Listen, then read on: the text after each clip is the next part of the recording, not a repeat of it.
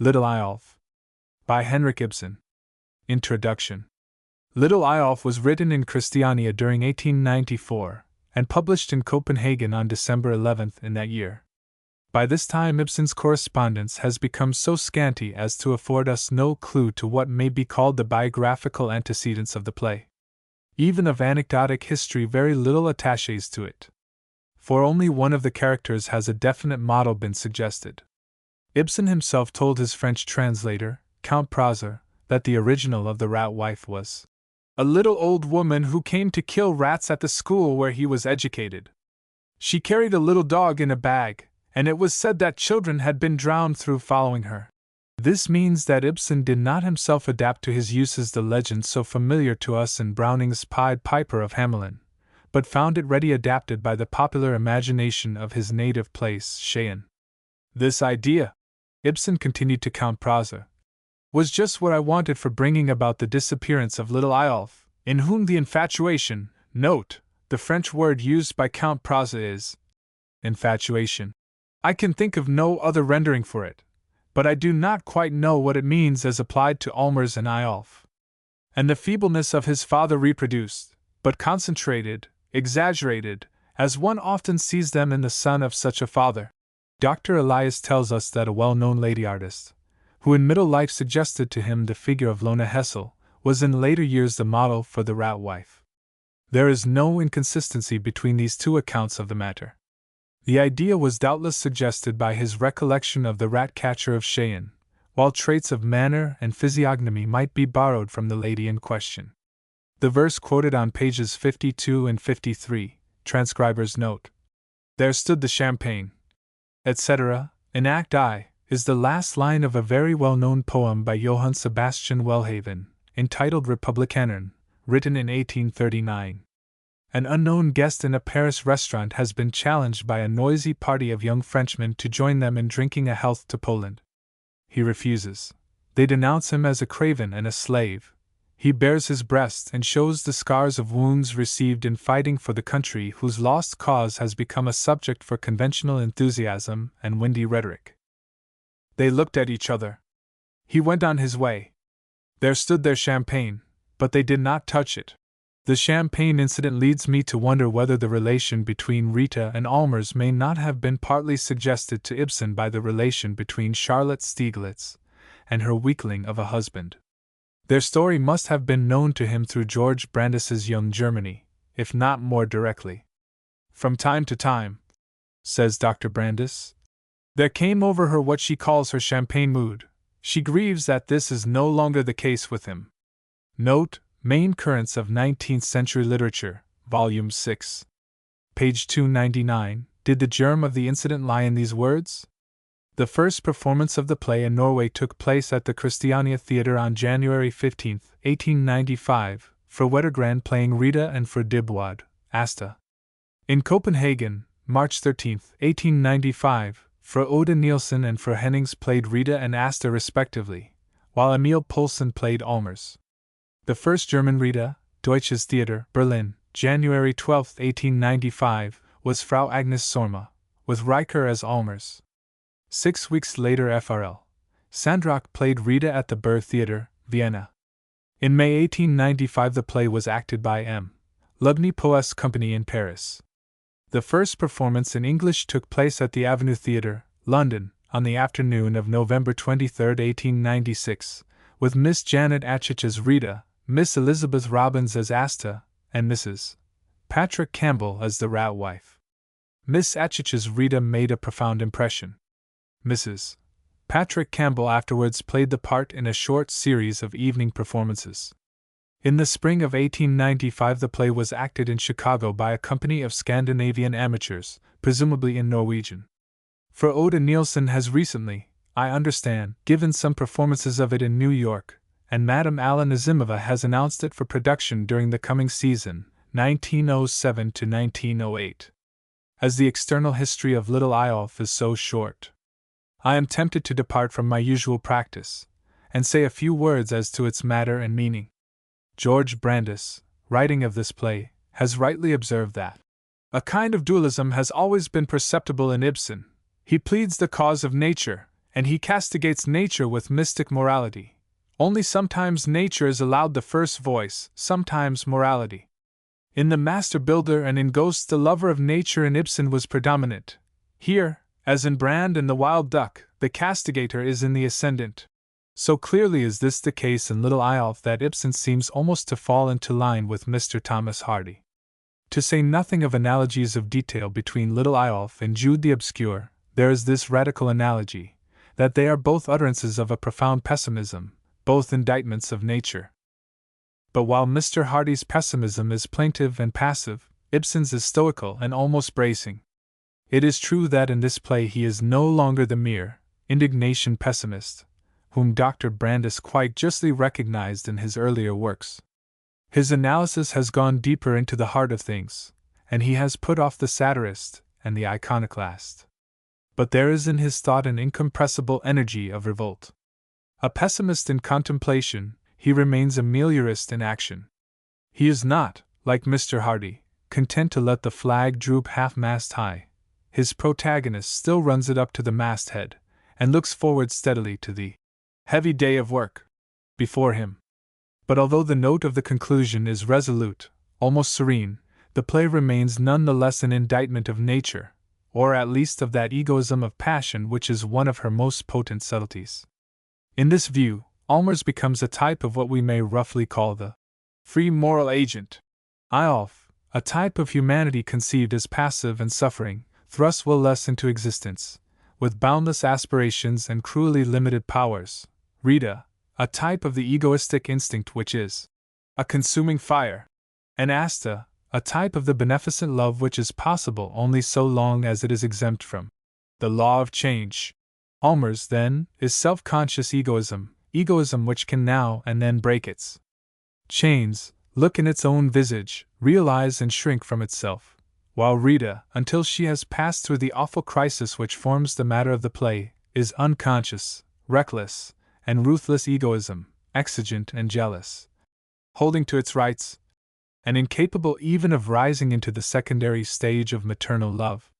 The offspring and the victim of these egoisms is Eyolf, little wounded warrior, who longs to scale the heights and dive into the depths, but must remain forever chained to the crutch of human infirmity. For years Allmers has been a restless and half-reluctant slave to Rita's imperious temperament. He has dreamed and theorized about responsibility, and has kept Eyolf poring over his books, in the hope that, despite his misfortune, he may one day minister to parental vanity. Finally he breaks away from Rita, for the first time in all these 10 years, goes up into the infinite solitudes, looks death in the face, and returns shrinking from passion, yearning towards selfless love, and filled with a profound and remorseful pity for the lot of poor maimed humanity. He will help Eyolf to bring his desires into harmony with what lies attainable before him. He will create a conscious happiness in his mind, and here the drama opens. Before the rat wife enters, let me pause for a moment to point out that here again Ibsen adopts that characteristic method which, in writing of The Lady from the Sea and The Master Builder, I have compared to the method of Hawthorne. The story he tells is not really, or rather not inevitably, supernatural. Everything is explicable within the limits of nature, but supernatural agency is also vaguely suggested, and the reader's imagination is stimulated, without any absolute violence to his sense of reality. On the plane of everyday life, then, the rat wife is a crazy and uncanny old woman, fabled by the peasants to be a werewolf in her leisure moments, who goes about the country killing vermin. Coming across an impressionable child, she tells him a preposterous tale, adapted from the old Pied Piper legends, of her method of fascinating her victims. The child, whose imagination has long dwelt on this personage, is in fact hypnotized by her, follows her down to the sea, and watching her row away, turns dizzy, falls in, and is drowned. There is nothing impossible, nothing even improbable, in this. At the same time, there cannot be the least doubt, I think, that in the poet's mind the rat wife is the symbol of death, of the still, soft darkness that is at once so fearful and so fascinating to humanity. This is clear not only in the text of her single scene, but in the fact that Allmers, in the last act, treats her and his fellow traveler, of that night among the mountains, not precisely as identical, but as interchangeable, ideas. To tell the truth, I have even my own suspicions as to who is meant by her sweetheart, whom she lured long ago, and who is now down where all the rats are. This theory I shall keep to myself. It may be purely fantastic, and is at best inessential. What is certain is that death carries off little Eyolf, and that, of all he was, only the crutch is left, mute witness to his hapless lot. He is gone. There was so little to bind him to life that he made not even a moment's struggle against the allurement of the long, sweet sleep.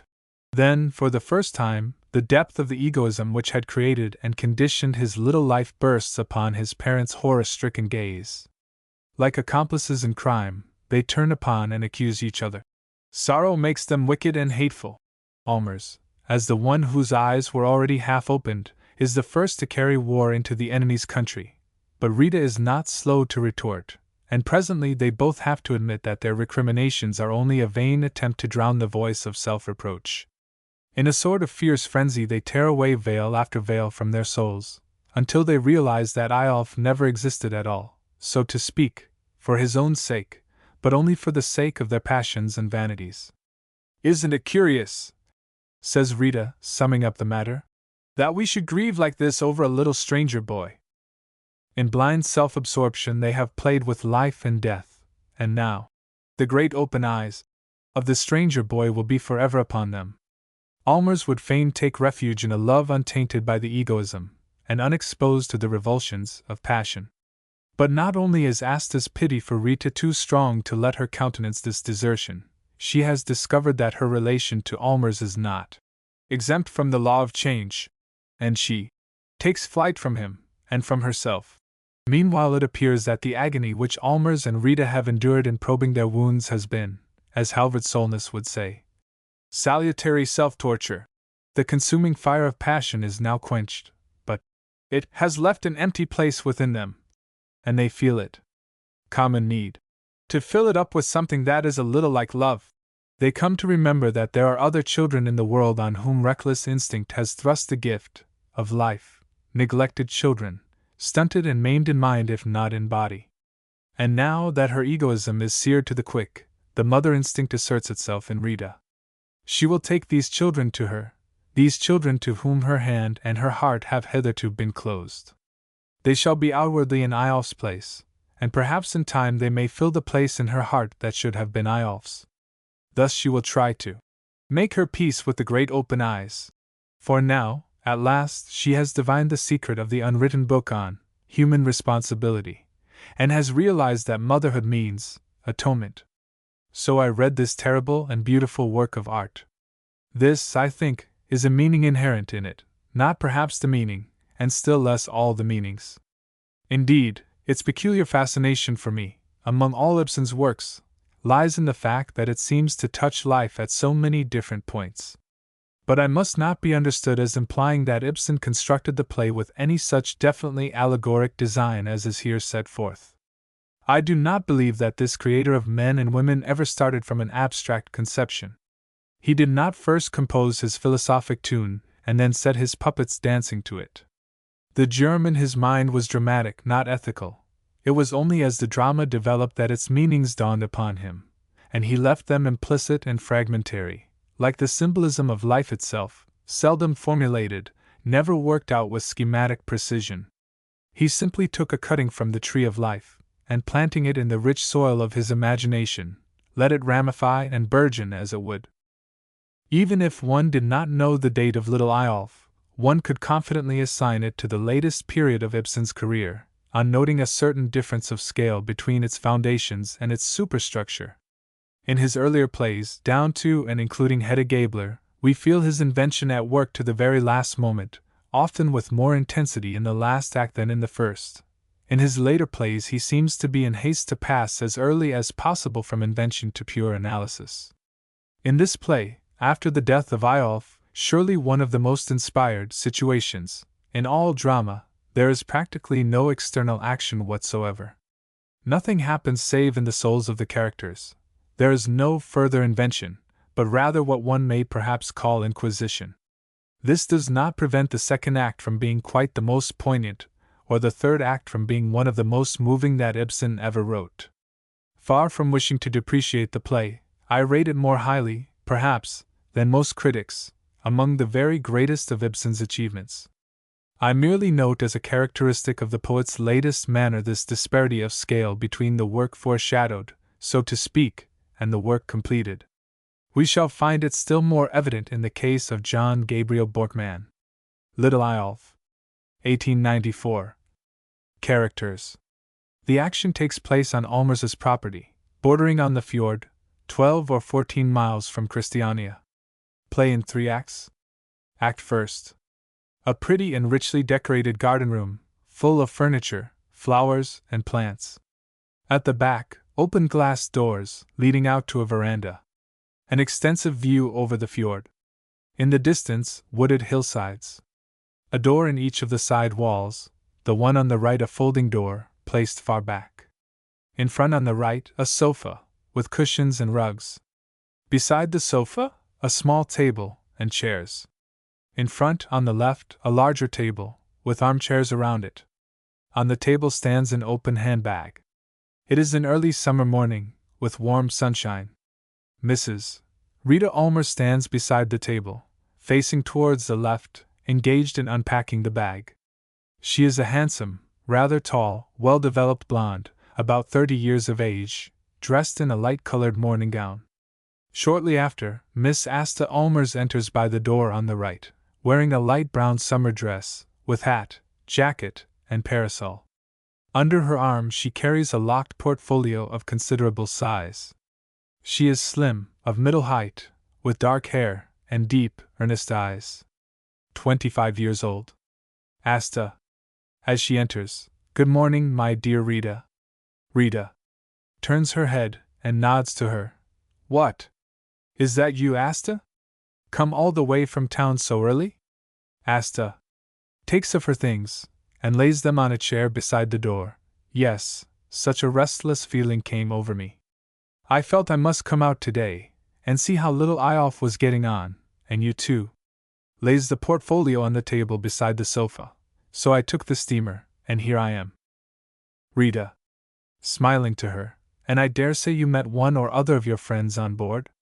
"Quite by chance, of course." Asta, quietly, "No, I did not meet a soul I knew." Sees the bag. "Why, Rita, what have you got there?" Rita, still unpacking, "Alfred's traveling bag. Don't you recognize it?" Asta, joyfully, approaching her. "What? Has Alfred come home?" Rita, "Yes, only think, he came quite unexpectedly by the late train last night." Asta, "Oh, then that was what my feeling meant. It was that drew me out here. And he hadn't written a line to let you know? Not even a postcard?" Rita, "Not a single word." Asta, "Did he not even telegraph?" Rita, "Yes, an hour before he arrived, quite curtly and coldly."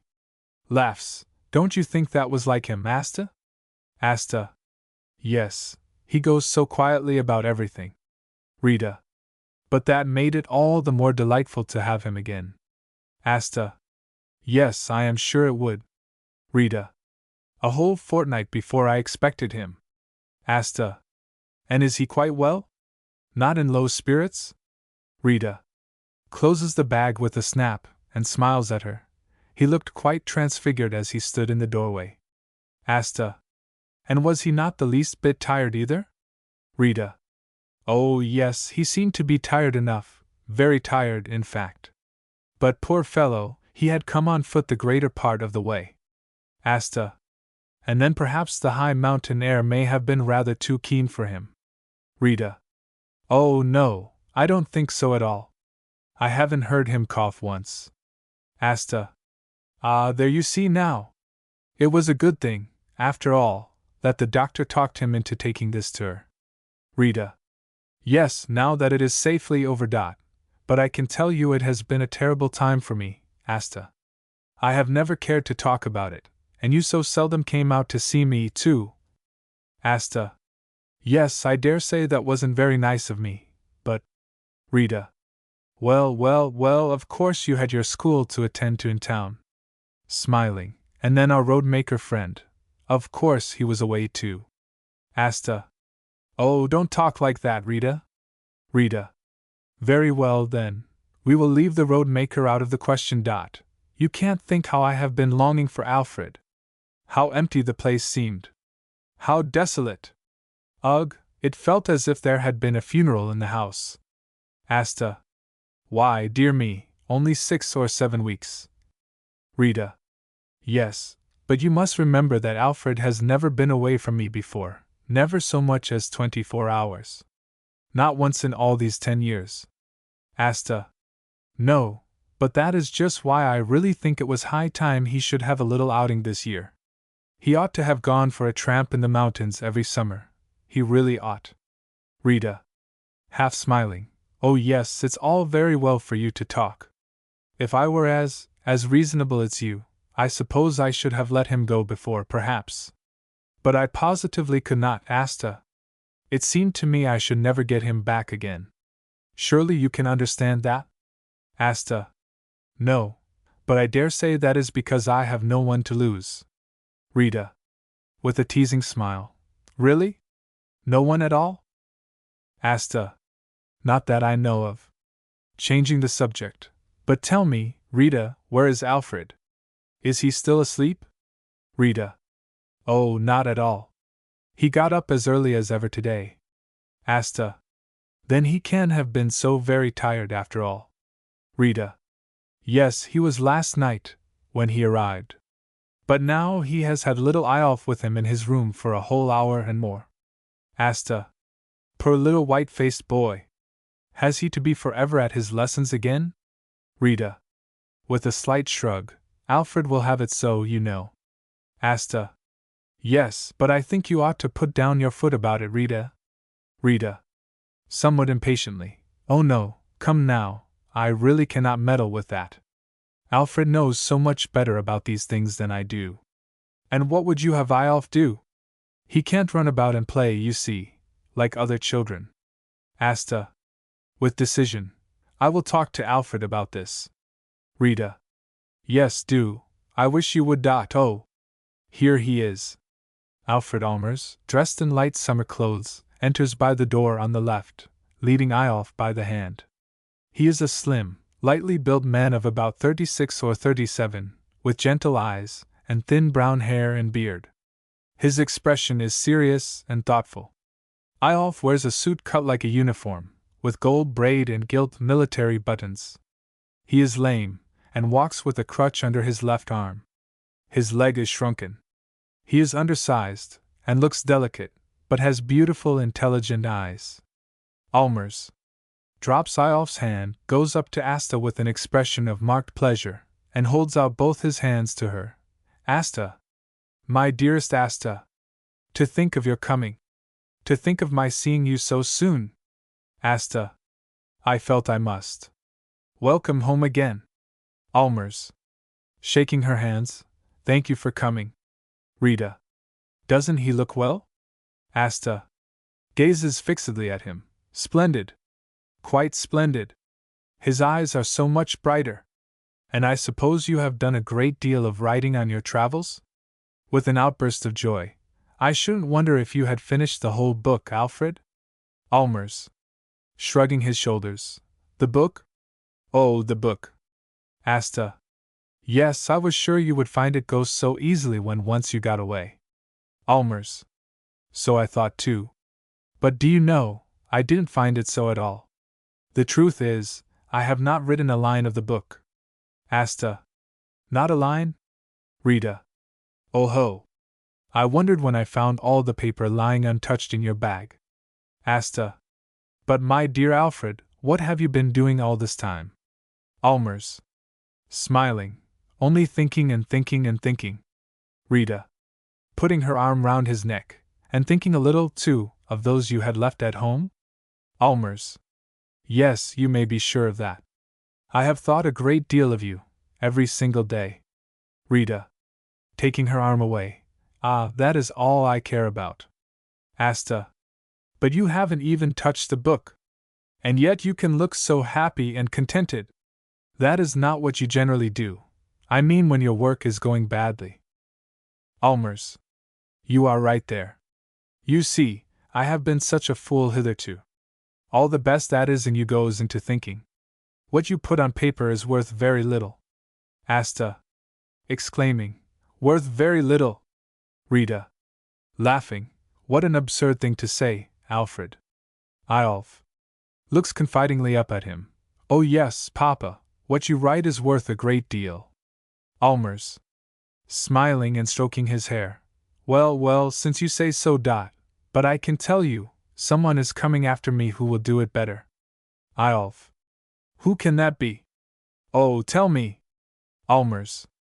Only wait, you may be sure he will come, and let us hear of him. Eyolf. And what will you do then? Allmers. Seriously, then I will go to the mountains again. Rita. Fie, Alfred. For shame. Allmers. Up to the peaks and the great waste places. Eyolf. Papa, don't you think I shall soon be well enough for you to take me with you? Allmers. With painful emotion. Oh yes, perhaps, my little boy. Eyolf. It would be so splendid, you know, if I could climb the mountains like you. Asta. Changing the subject. Why, how beautifully you are dressed today, Eyolf. Eyolf. Yes, don't you think so, Auntie? Asta. Yes, indeed. Is it in honor of Papa that you have got your new clothes on? Eyolf. Yes, I asked Mamma to let me. I wanted so to let Papa see me in them. Allmers. In a low voice to Rita. You shouldn't have given him clothes like that. Rita. In a low voice. Oh, he has teased me so long about them. He had set his heart on them. He gave me no peace. Eyolf. And I forgot to tell you, Papa, Borheim has bought me a new bow. And he has taught me how to shoot with it too. Allmers. Ah, there now, that's just the sort of thing for you, Eyolf. Eyolf. And next time he comes, I shall ask him to teach me to swim, too. Allmers. To swim? Oh, what makes you want to learn swimming? Eyolf. Well, you know, all the boys down at the beach can swim. I am the only one that can't. Allmers. With emotion, taking him in his arms. You shall learn whatever you like, everything you really want to. Eyolf. Then do you know what I want most of all, Papa? Allmers. No, tell me. Eyolf. I want most of all to be a soldier. Allmers. Oh, little Eyolf, there are many, many other things that are better than that. Eyolf. Ah, but when I grow big, then I shall have to be a soldier. You know that, don't you? Allmers. Clenching his hands together. Well, well, well, we shall see. Asta.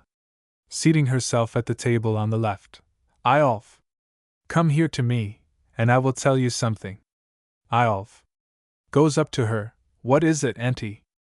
Asta. What do you think, Eyolf? I have seen the rat wife. Eyolf. What? Seen the rat wife?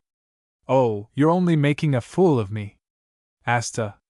No, it's quite true. I saw her yesterday. Eyolf. Where did you see her? Asta. I saw her on the road, outside the town. Allmers. I saw her, too, somewhere up in the country. Rita. Who is sitting on the sofa. Perhaps it will be our turn to see her next, Eyolf. Eyolf. Auntie, isn't it strange that she should be called the rat wife? Asta. Oh, people just give her that name because she wanders round the country driving away all the rats. Allmers. I have heard that her real name is Varg. Eyolf. Varg. That means a wolf, doesn't it? Allmers. Patting him on the head. So you know that, do you? Eyolf. Cautiously. Then perhaps it may be true, after all, that she is a werewolf at night. Do you believe that, Papa? Allmers. Oh, no, I don't believe it. Now you ought to go and play a little in the garden. Eyolf. Should I not take some books with me? Allmers. No, no books after this. You had better go down to the beach to the other boys. Eyolf. Shyly. No, Papa, I won't go down to the boys today. Allmers. Why not? Eyolf. Oh, because I have these clothes on. Allmers. Knitting his brows. Do you mean that they make fun of your pretty clothes? Eyolf. Evasively. No, they daren't, for then I would thrash them. Allmers. Aha, then why? Eyolf. You see, they are so naughty, these boys. And then they say I can never be a soldier. Allmers. With suppressed indignation. Why do they say that, do you think? Eyolf. I suppose they are jealous of me. For you know, Papa, they are so poor, they have to go about barefoot. Allmers. Softly, with choking voice. Oh, Rita, how it wrings my heart. Rita. Soothingly, rising. There. Allmers. Threateningly. But these rascals shall soon find out who is the master down at the beach. Asta. Listening. There is someone knocking. Eyolf. Oh, I'm sure it's Borheim. Rita. Come in. The rat wife comes softly and noiselessly in by the door on the right. She is a thin little shrunken figure, old and gray-haired, with keen, piercing eyes, dressed in an old-fashioned flowered gown, with a black hood and cloak. She has in her hand a large red umbrella, and carries a black bag by a loop over her arm. Eyolf. Softly, taking hold of Asta's dress. Auntie. That must surely be her. The rat wife. Curtsying at the door. I humbly beg pardon, but are your worships troubled with any gnawing things in the house? Allmers. Here? No, I don't think so. The rat wife. For it would be such a pleasure to me to rid your worship's house of them. Rita. Yes, we understand. But we have nothing of the sort here. The rat wife. That's very unlucky, that is, for I just happen to be on my rounds now, and goodness knows when I may be in these parts again. Oh, how tired I am. Allmers. Pointing to a chair. Yes, you look tired. The rat wife. I know one ought never to get tired of doing good to the poor little things that are hated and persecuted so cruelly. But it takes your strength out of you, it does. Rita. Won't you sit down and rest a little? The rat wife.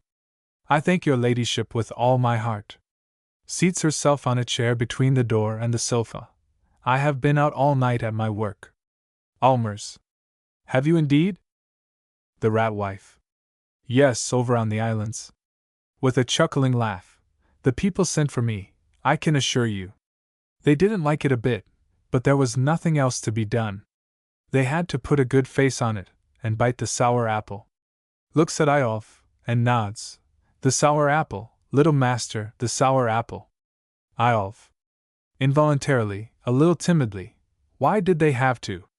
The rat wife. What? Eyolf. To bite it? The rat wife. Why, because they couldn't keep body and soul together on account of the rats, and all the little rat children, you see, young master. Rita. Ugh! Poor people! Have they so many of them? The rat wife. Yes, it was all alive and swarming with them. Laughs with quiet glee. They came creepy-crawly up into the beds all night long. They plumped into the milk cans, and they went pittering and pattering all over the floor, backwards and forwards, and up and down. Eyolf. Softly to Asta. I shall never go there, Auntie. The rat wife. But then I came, I, and another along with me. And we took them with us, every one, the sweet little creatures. We made an end of every one of them. Eyolf. With a shriek. Papa, look! Look! Rita. Good heavens, Eyolf! Allmers. What's the matter? Eyolf. Pointing. There's something wriggling in the bag. Rita.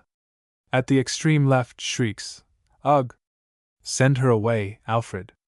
The rat wife. Laughing. Oh, dearest lady, you needn't be frightened of such a little mannikin. Allmers. But what is the thing? The rat wife. Why, it's only little Mopsman. Loosening the string of the bag. Come up out of the dark, my own little darling friend. A little dog with a broad black snout pokes its head out of the bag. The rat wife. Nodding and beckoning to Eyolf. Come along, don't be afraid, my little wounded warrior. He won't bite. Come here. Come here. Eyolf. Clinging to Asta, no, I dare not. The rat wife. Don't you think he has a gentle, lovable countenance, my young master? Eyolf. Astonished, pointing. That thing there? The rat wife. Yes, this thing here. Eyolf. Almost under his breath, staring fixedly at the dog. I think he has the horriblest countenance I ever saw. The rat wife. Closing the bag. Oh, it will come right enough. Eyolf. Involuntarily drawing nearer, at last goes right up to her, and strokes the bag. But he is lovely, lovely all the same. The rat wife. In a tone of caution. But now he is so tired and weary, poor thing. He's utterly tired out, he is. Looks at Allmers. For it takes the strength out of you, that sort of game, I can tell you, sir. Allmers. What sort of game do you mean? The rat wife. The luring game. Allmers. Do you mean that it is the dog that lures the rats? The rat wife. Nodding. Mopsman and I, we two do it together. And it goes so smoothly, for all you can see, at any rate. I just slip a string through his collar, and then I lead him 3 times round the house, and play on my pan's pipes. When they hear that, they have got to come up from the cellars, and down from the garrets, and out of their holes, all the blessed little creatures. Eyolf. And does he bite them to death then? The rat wife. Oh, not at all. No, we go down to the boat, he and I do, and then they follow after us, both the big ones and the little ratikins. Eyolf. Eagerly. And what then, tell me? The rat wife. Then we push out from the land, and I scull with one oar, and play on my pan's pipes. And Mopsman, he swims behind. With glittering eyes. And all the creepers and crawlers, they follow us out into the deep, deep waters. Aye, for they have to. Eyolf. Why do they have to? The rat wife. Just because they want not to, just because they are so deadly afraid of the water. That is why they have got to plunge into it.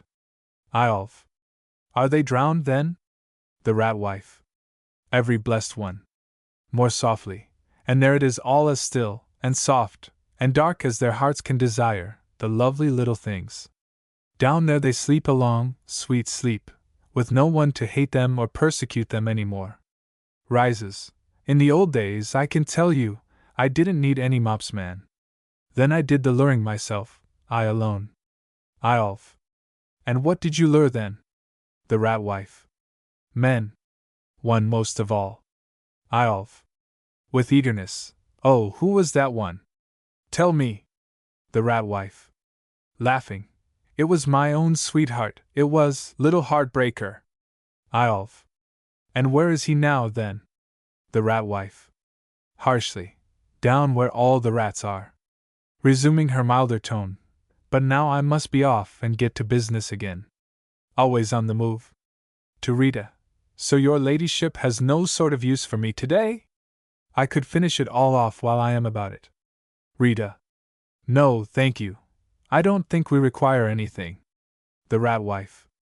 Well, well, your sweet ladyship, you can never tell. If your ladyship should find that there is anything here that keeps nibbling and gnawing, and creeping and crawling, then just see and get hold of me and Mopsman. Goodbye, goodbye, a kind goodbye to you all. She goes out by the door on the right. Eyolf. Softly and triumphantly, to Asta. Only think, Auntie, now I have seen the rat wife too. Rita goes out upon the veranda, and fans herself with her pocket handkerchief. Shortly afterwards, Eyolf slips cautiously and unnoticed out to the right. Allmers takes up the portfolio from the table by the sofa. Is this your portfolio, Asta? Asta. Yes. I have some of the old letters in it. Allmers. Ah, the family letters. Asta. You know you asked me to arrange them for you while you were away. Allmers pats her on the head. And you have actually found time to do that, dear? Asta. Oh, yes. I have done it partly out here and partly at my own rooms in town. Allmers. Thanks, dear. Did you find anything particular in them? Asta. Lightly. Oh, you know you always find something or other in such old papers. Speaking lower and seriously, it is the letters to Mother that are in this portfolio. Allmers. Those, of course, you must keep yourself. Asta. With an effort. No, I am determined that you shall look through them, too, Alfred. Sometime, later on in life. I haven't the key of the portfolio with me just now. Allmers. It doesn't matter, my dear Asta, for I shall never read your mother's letters in any case. Asta. Fixing her eyes on him, then some time or other, some quiet evening, I will tell you a little of what is in them. Allmers. Yes, that will be much better. But do you keep your mother's letters? You haven't so many mementos of her.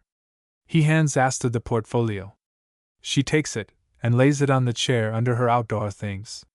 Rita comes into the room again. Rita. Ugh! I feel as if that horrible old woman had brought a sort of graveyard smell with her. Allmers. Yes, she was rather horrible.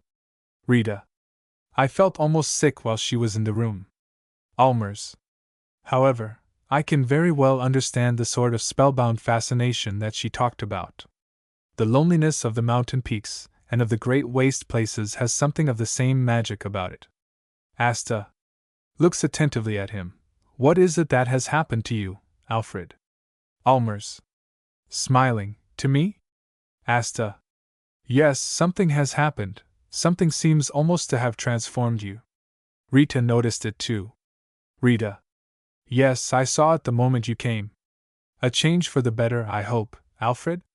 Allmers. It ought to be for the better. And it must and shall come to good. Rita. With an outburst.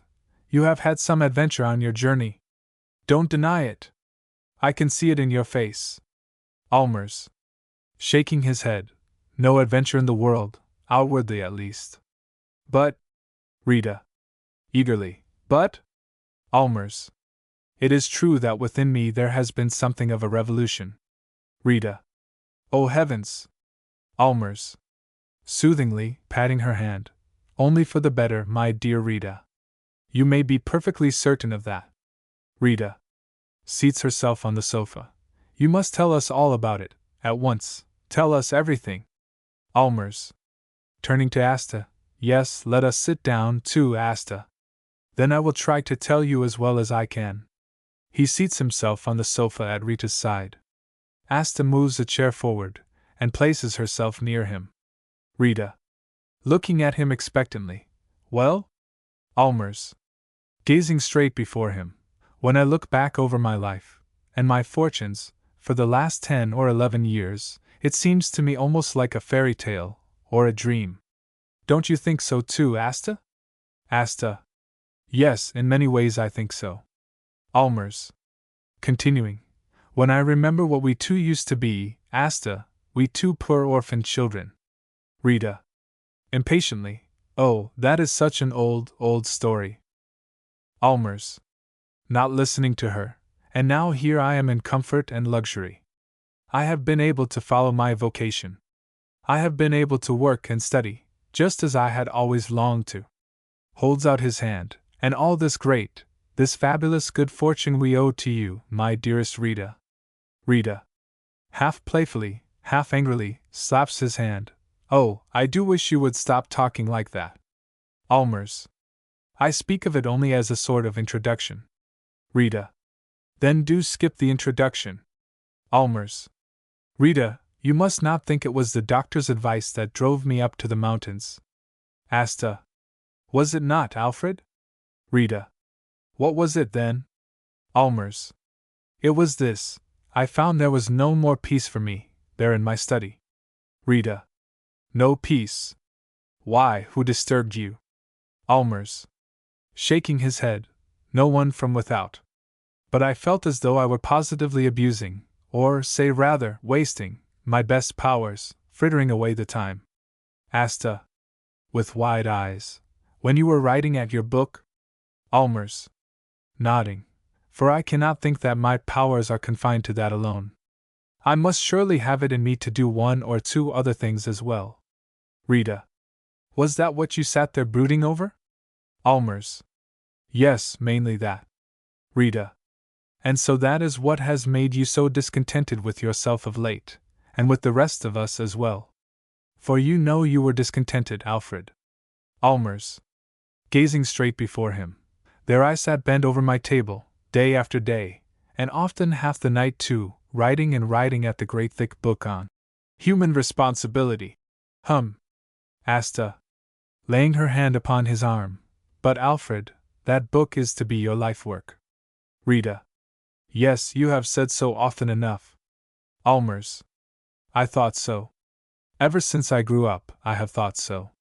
With an affectionate expression in his eyes. And it was you that enabled me to devote myself to it, my dear Rita. Rita. Oh, nonsense. Allmers. Smiling to her. You, with your gold, and your green forests. Rita. Half laughing, half vexed. If you begin all that rubbish again, I shall beat you. Asta. Looking sorrowfully at him. But the book, Alfred? Allmers. It began, as it were, to drift away from me. But I was more and more beset by the thought of the higher duties that laid their claims upon me. Rita. Beaming, seizes his hand. Alfred. Allmers. The thought of Eyolf, my dear Rita. Rita. Disappointed, drops his hand. Ah, of Eyolf. Allmers. Poor little Eyolf has taken deeper and deeper hold of me. After that unlucky fall from the table, and especially since we have been assured that the injury is incurable. Rita. Insistently. But you take all the care you possibly can of him, Alfred. Allmers. As a schoolmaster, yes, but not as a father. And it is a father that I want henceforth to be to Eyolf. Rita. Looking at him and shaking her head. I don't think I quite understand you.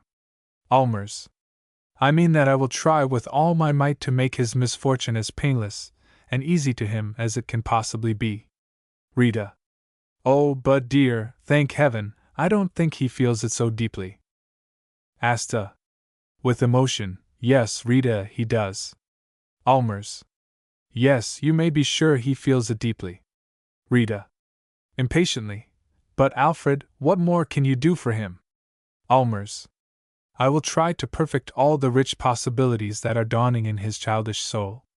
I will foster all the germs of good in his nature, make them blossom and bear fruit. With more and more warmth rising, and I will do more than that. I will help him to bring his desires into harmony with what lies attainable before him. That is just what at present they are not. All his longings are for things that must forever remain unattainable to him. But I will create a conscious happiness in his mind. He goes once or twice up and down the room. Asta and Rita follow him with their eyes. Rita. You should take these things more quietly, Alfred. Allmers. Stops beside the table on the left, and looks at them. Eyolf shall carry on my life work, if he wants to. Or he shall choose one that is altogether his own. Perhaps that would be best. At all events, I shall let mine rest as it is. Rita. Rising. But Alfred dear, can you not work both for yourself and for Eyolf? Allmers. No, I cannot. It is impossible.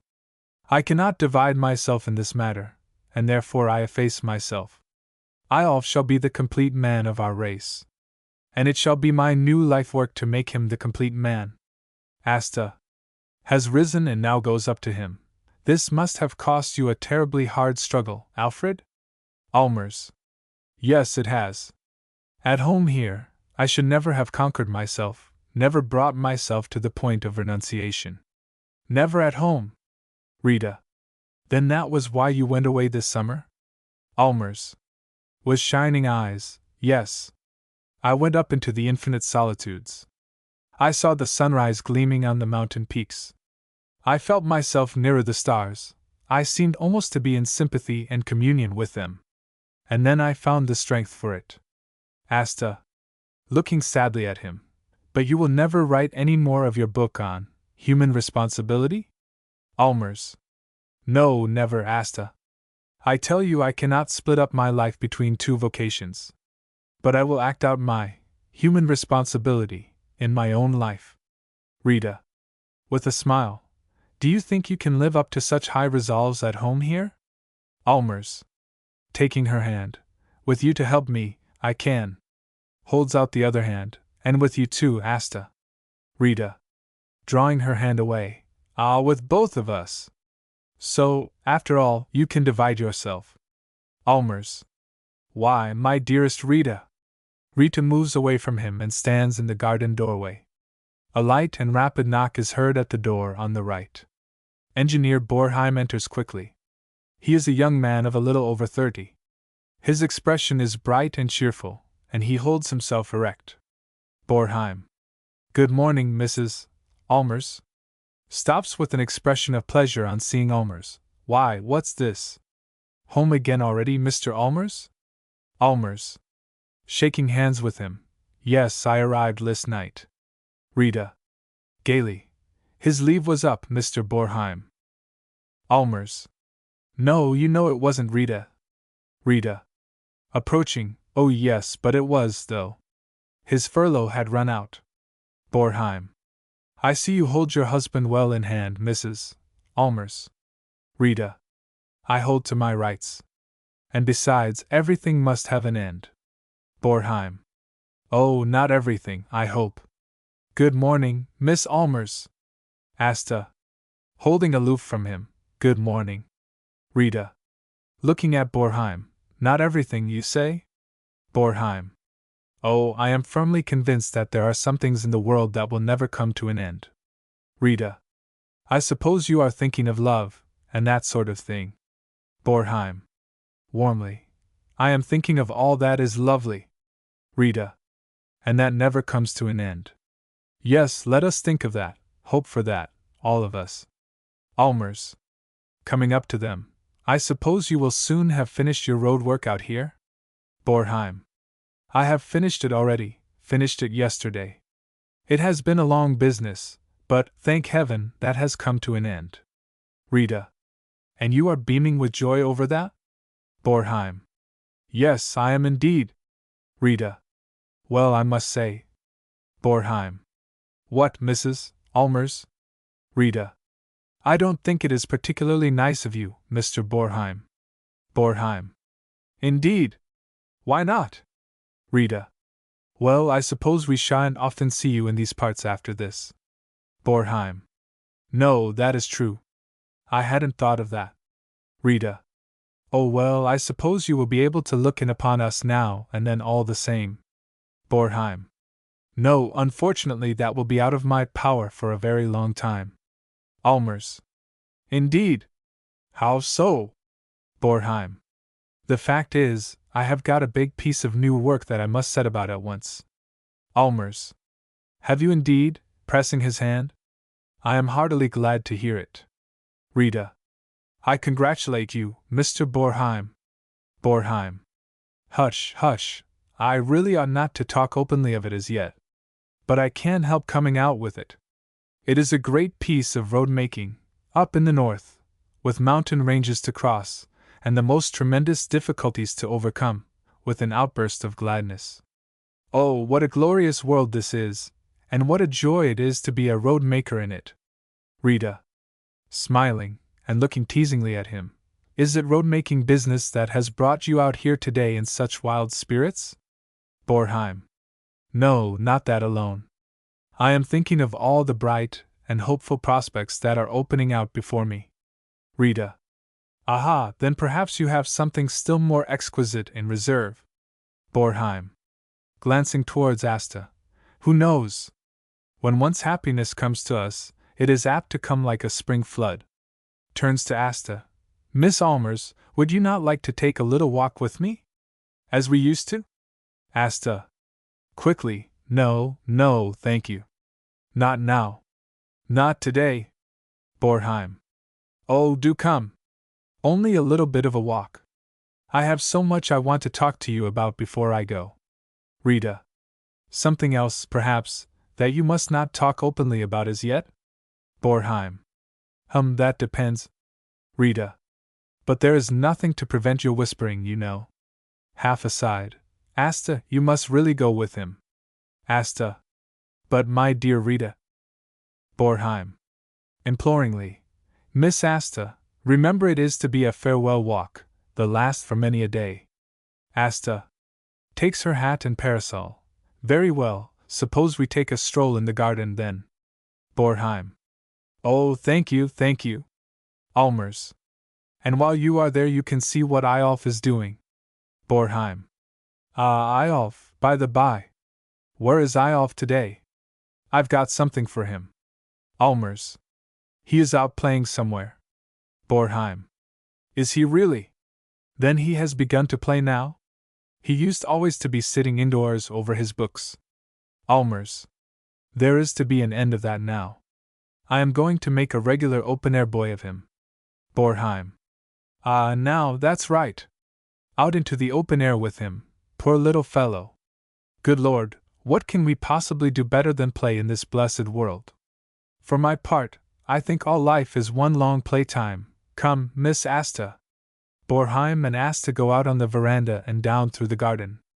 Allmers stands looking after them. Rita, do you think there is anything between those two? Rita. I don't know what to say. I used to think there was. But Asta has grown so strange to me, so utterly incomprehensible of late. Allmers. Indeed. Has she? While I have been away? Rita. Yes, within the last week or two. Allmers. And you think she doesn't care very much about him now? Rita. Not seriously, not utterly and entirely, not unreservedly. I am sure she doesn't. Looks searchingly at him. Would it displease you if she did? Allmers. It would not exactly displease me. But it would certainly be a disquieting thought. Rita. Disquieting? Allmers. Yes, you must remember that I am responsible for Asta, for her life's happiness. Rita. Oh, come, responsible. Surely Asta has come to years of discretion? I should say she was capable of choosing for herself. Allmers. Yes, we must hope so, Rita. Rita. For my part, I don't think at all ill of Borheim. Allmers. No, dear, no more do I, quite the contrary. But all the same. Rita. Continuing.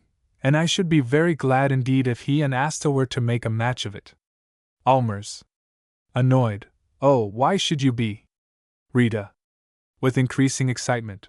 Why, for then she would have to go far, far away with him. And she could never come out here to us, as she does now. Allmers stares at her in astonishment. What?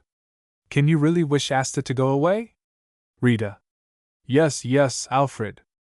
Allmers. Why in all the world? Rita. Throwing her arms passionately round his neck. For then, at last, I should have you to myself alone. And yet, not even then. Not wholly to myself. Bursts into convulsive weeping. Oh, Alfred, Alfred, I cannot give you up. Allmers. Gently releasing himself. My dearest Rita, do be reasonable. Rita. I don't care a bit about being reasonable. I care only for you. Only for you and all the world. Again throwing her arms round his neck. For you, for you, for you. Allmers. Let me go, you are strangling me. Rita. Letting him go. How I wish I could. Looking at him with flashing eyes. Oh, if you knew how I have hated you. Allmers. Hated me. Rita. Yes, when you shut yourself up in your room and brooded over your work, till long, long into the night. Plaintively, so long, so late, Alfred. Oh, how I hated your work. Allmers. But now I have done with that. Rita. With a cutting laugh. Oh, yes. Now you have given yourself up to something worse. Allmers. Shocked. Worse. Do you call our child something worse? Rita. Vehemently. Yes, I do. As he comes between you and me, I call him so. For the book was not a living being, as the child is. With increasing impetuosity. But I won't endure it, Alfred. I will not endure it, I tell you so plainly. Allmers looks steadily at her, and says in a low voice, I am often almost afraid of you, Rita. Rita. Gloomily. I am often afraid of myself. And for that very reason you must not awake the evil in me. Allmers. Why, good heavens, do I do that? Rita. Yes, you do, when you tear to shreds the holiest bonds between us. Allmers. Urgently, think what you're saying, Rita. It is your own child, our only child, that you are speaking of. Rita. The child is only half mine. With another outburst. But you shall be mine alone. You shall be wholly mine. That I have a right to demand of you. Allmers. Shrugging his shoulders. Oh, my dear Rita, it is of no use demanding anything. Everything must be freely given. Rita. Looks anxiously at him. And that you cannot do henceforth? Allmers. No, I cannot. I must divide myself between Eyolf and you. Rita. But if Eyolf had never been born? What then? Allmers. Evasively. Oh, that would be another matter. Then I should have only you to care for. Rita. Softly, her voice quivering. Then I wish he had never been born. Allmers. Flashing out. Rita! You don't know what you are saying! Rita. Trembling with emotion. It was in pain unspeakable that I brought him into the world. But I bore it all with joy and rapture for your sake. Allmers. Warmly. Oh yes, I know, I know. Rita. With decision. But there it must end. I will live my life, together with you, wholly with you. I cannot go on being only Eyolf's mother, only his mother and nothing more. I will not, I tell you. I cannot. I will be all in all to you. To you, Alfred. Allmers. But that is just what you are, Rita. Through our child. Rita. Oh, vapid, nauseous phrases, nothing else. No, Alfred, I am not to be put off like that. I was fitted to become the child's mother, but not to be a mother to him. You must take me as I am, Alfred. Allmers. And yet you used to be so fond of Eyolf. Rita. I was so sorry for him, because you troubled yourself so little about him. You kept him reading and grinding at books. You scarcely even saw him. Allmers. Nodding slowly. No, I was blind. The time had not yet come for me. Rita. Looking in his face. But now, I suppose, it has come? Allmers. Yes, at last. Now I see that the highest task I can have in the world is to be a true father to Eyolf. Rita. And to me, what will you be to me? Allmers. Gently. I will always go on caring for you, with calm, deep tenderness. He tries to take her hands. Rita. Evading him. I don't care a bit for your calm, deep tenderness. I want you utterly and entirely, and alone. Just as I had you in the first rich, beautiful days. Vehemently and harshly. Never, never will I consent to be put off with scraps and leavings, Alfred. Allmers. In a conciliatory tone. I should have thought there was happiness and plenty for all three of us, Rita. Rita. Scornfully. Then you are easy to please. Seats herself at the table on the left. Now listen to me. Allmers. Approaching. Well, what is it? Rita. Looking up at him with a veiled glow in her eyes. When I got your telegram yesterday evening. Allmers. Yes? What then? Rita. Then I dressed myself in white. Allmers. Yes, I noticed you were in white when I arrived. Rita. I had let down my hair. Allmers. Your sweet masses of hair. Rita. So that it flowed down my neck and shoulders. Allmers. I saw it, I saw it. Oh, how lovely you were, Rita! Rita. There were rose-tinted shades over both the lamps. And we were alone, we two, the only waking beings in the whole house. And there was champagne on the table.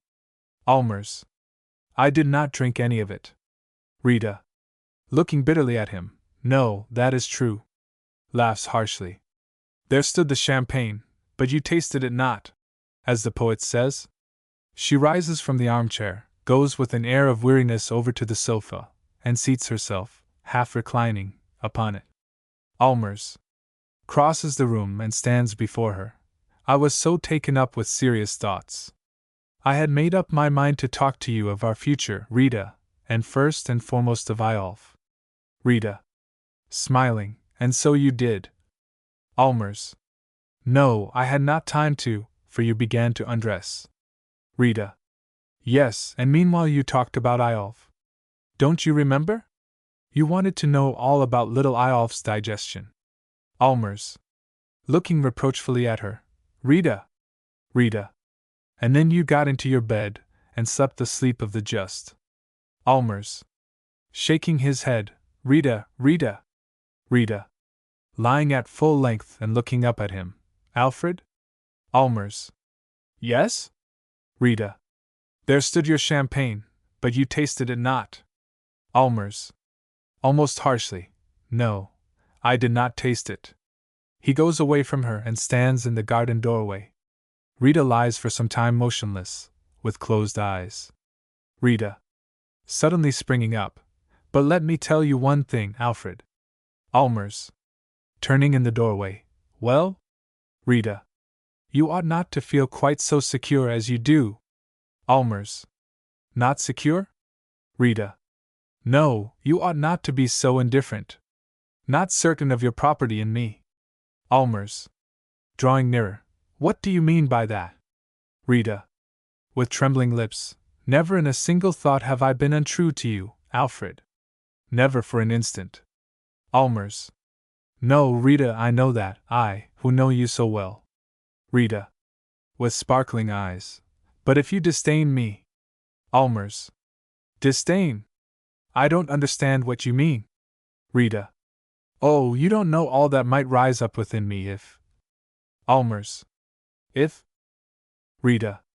If I should ever see that you did not care for me, that you did not love me as you used to. Allmers. But, my dearest Rita, years bring a certain change with them, and that must one day occur even in us, as in everyone else. Rita. Never in me. And I will not hear of any change in you either. I could not bear it, Alfred. I want to keep you to myself alone. Allmers. Looking at her with concern. You have a terribly jealous nature. Rita. I can't make myself different from what I am. Threateningly. If you go and divide yourself between me and anyone else. Allmers. What then? Rita. Then I will take my revenge on you, Alfred. Allmers. How? Take your revenge. Rita. I don't know how. Oh yes, I do know, well enough. Allmers. Well? Rita. I will go and throw myself away. Allmers. Throw yourself away, do you say? Rita. Yes, that I will. I'll throw myself straight into the arms of the first man that comes in my way. Allmers. Looking tenderly at her and shaking his head. That you will never do, my loyal, proud, true-hearted Rita. Rita. Putting her arms round his neck. Oh, you don't know what I might come to be if you did not love me any more. Allmers. Did not love you, Rita? How can you say such a thing? Rita. Half laughing, lets him go. Why should I not spread my nets for that road-maker man that hangs about here? Allmers. Relieved. Oh, thank goodness, you are only joking. Rita. Not at all. He would do as well as anyone else. Allmers. Ah, but I suspect he is more or less taken up already. Rita. So much the better. For then I should take him away from someone else, and that is just what Eyolf has done to me. Allmers. Can you say that our little Eyolf has done that? Rita. Pointing with her forefinger. There, you see. You see.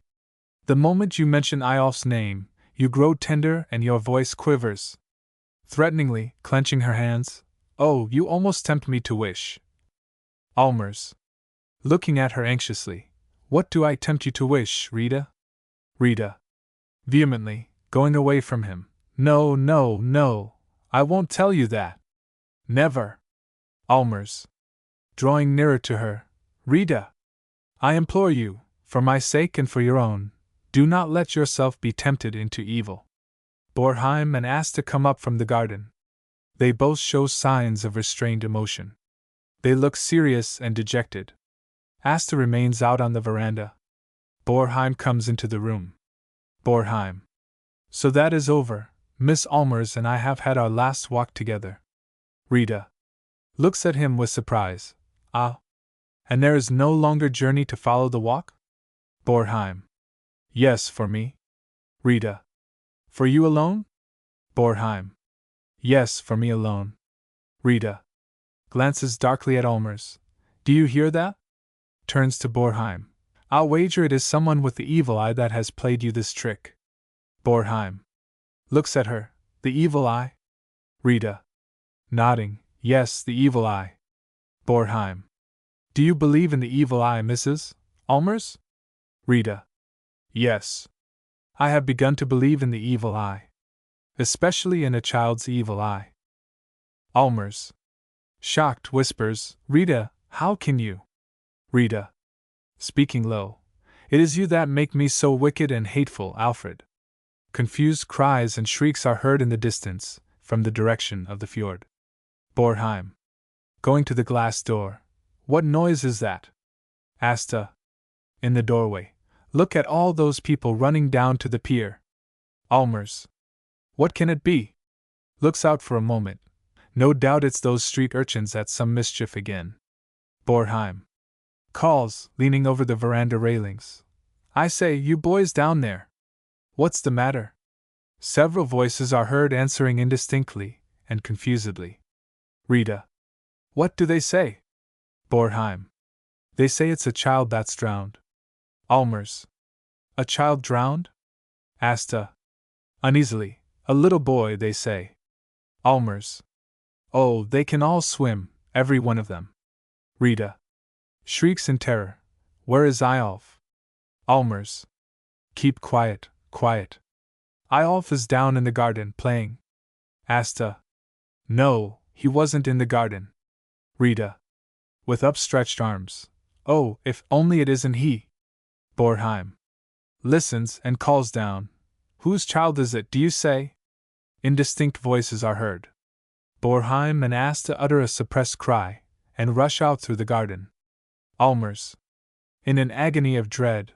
It isn't Eyolf. It isn't Eyolf, Rita. Rita. On the veranda, listening. Hush! Be quiet. Let me hear what they are saying. Rita rushes back with a piercing shriek, into the room. Allmers.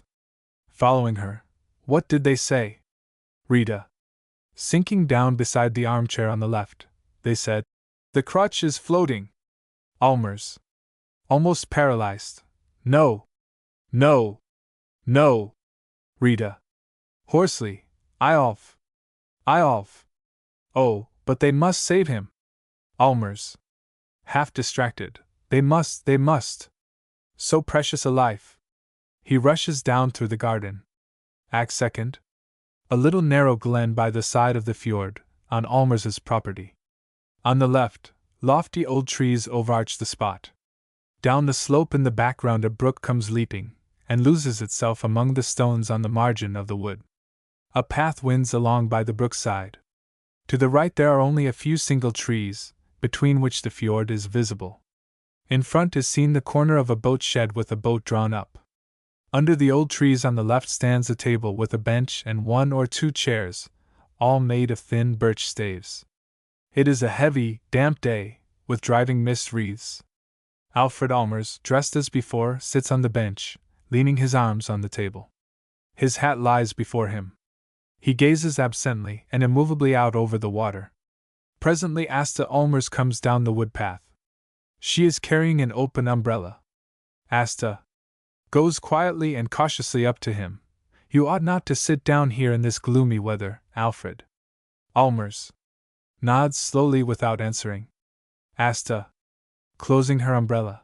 I have been searching for you such a long time. Allmers, without expression. Thank you. Asta moves a chair and seats herself close to him. Have you been sitting here long? All the time? Allmers does not answer at first.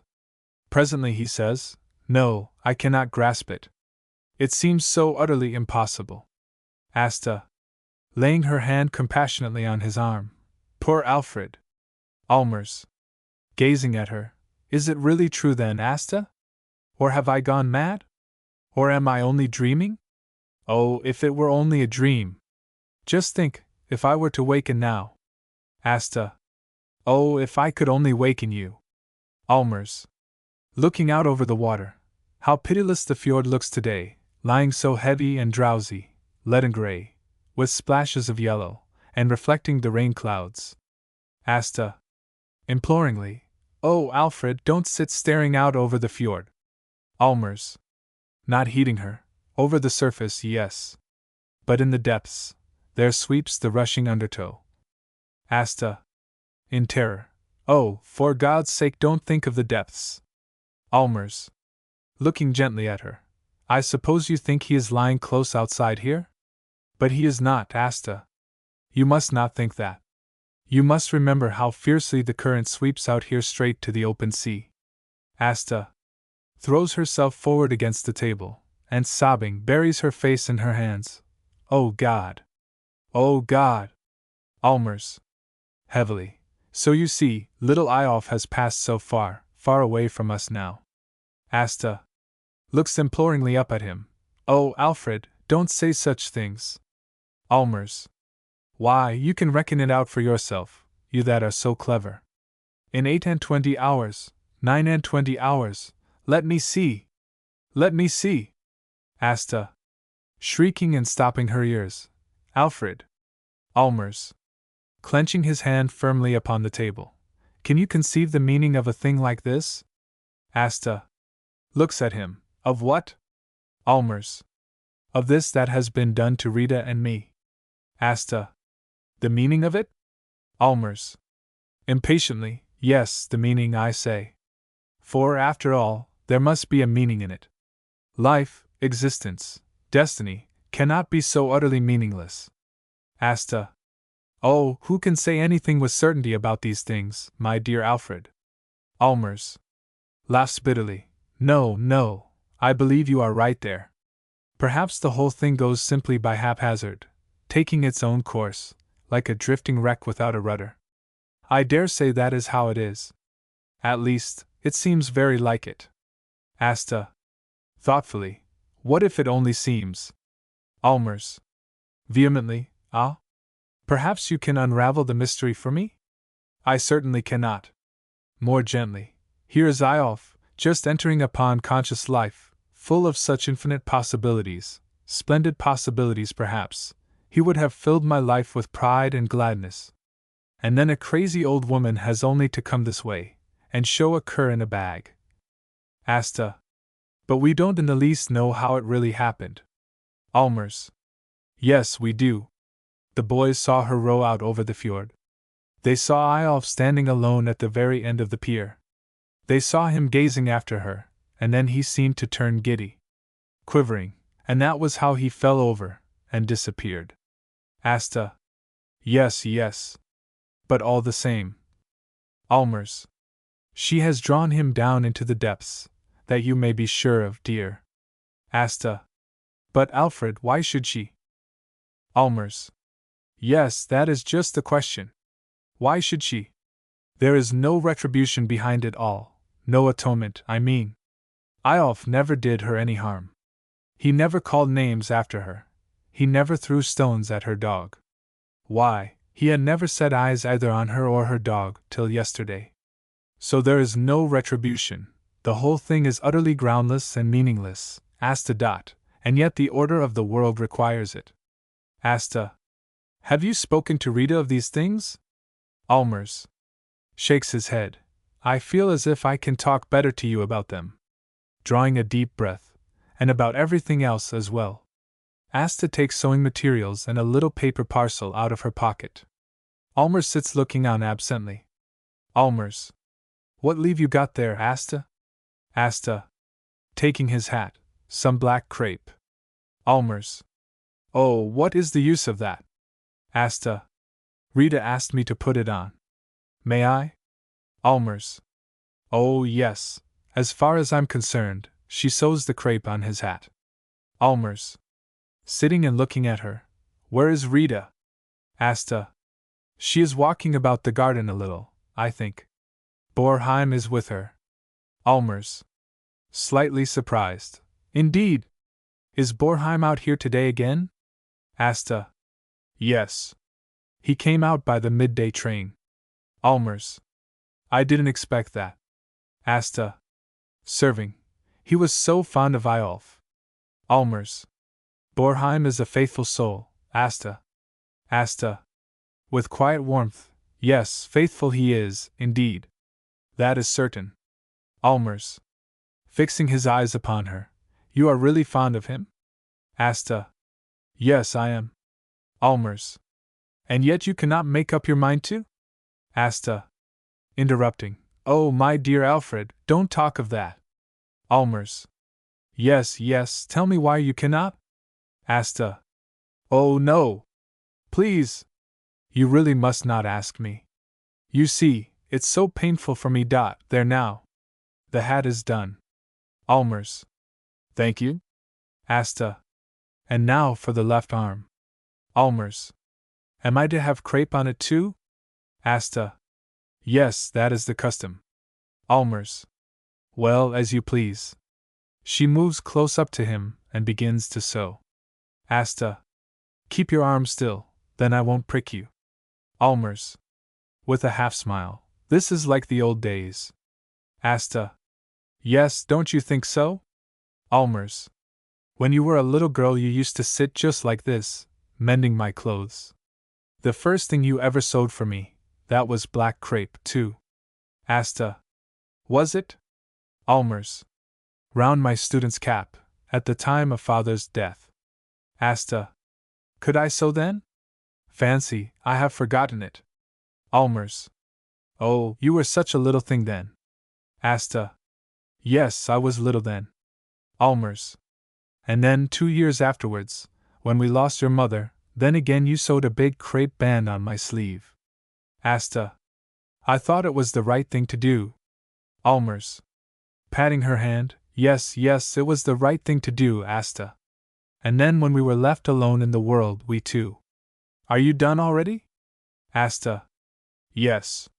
Putting together her sewing materials.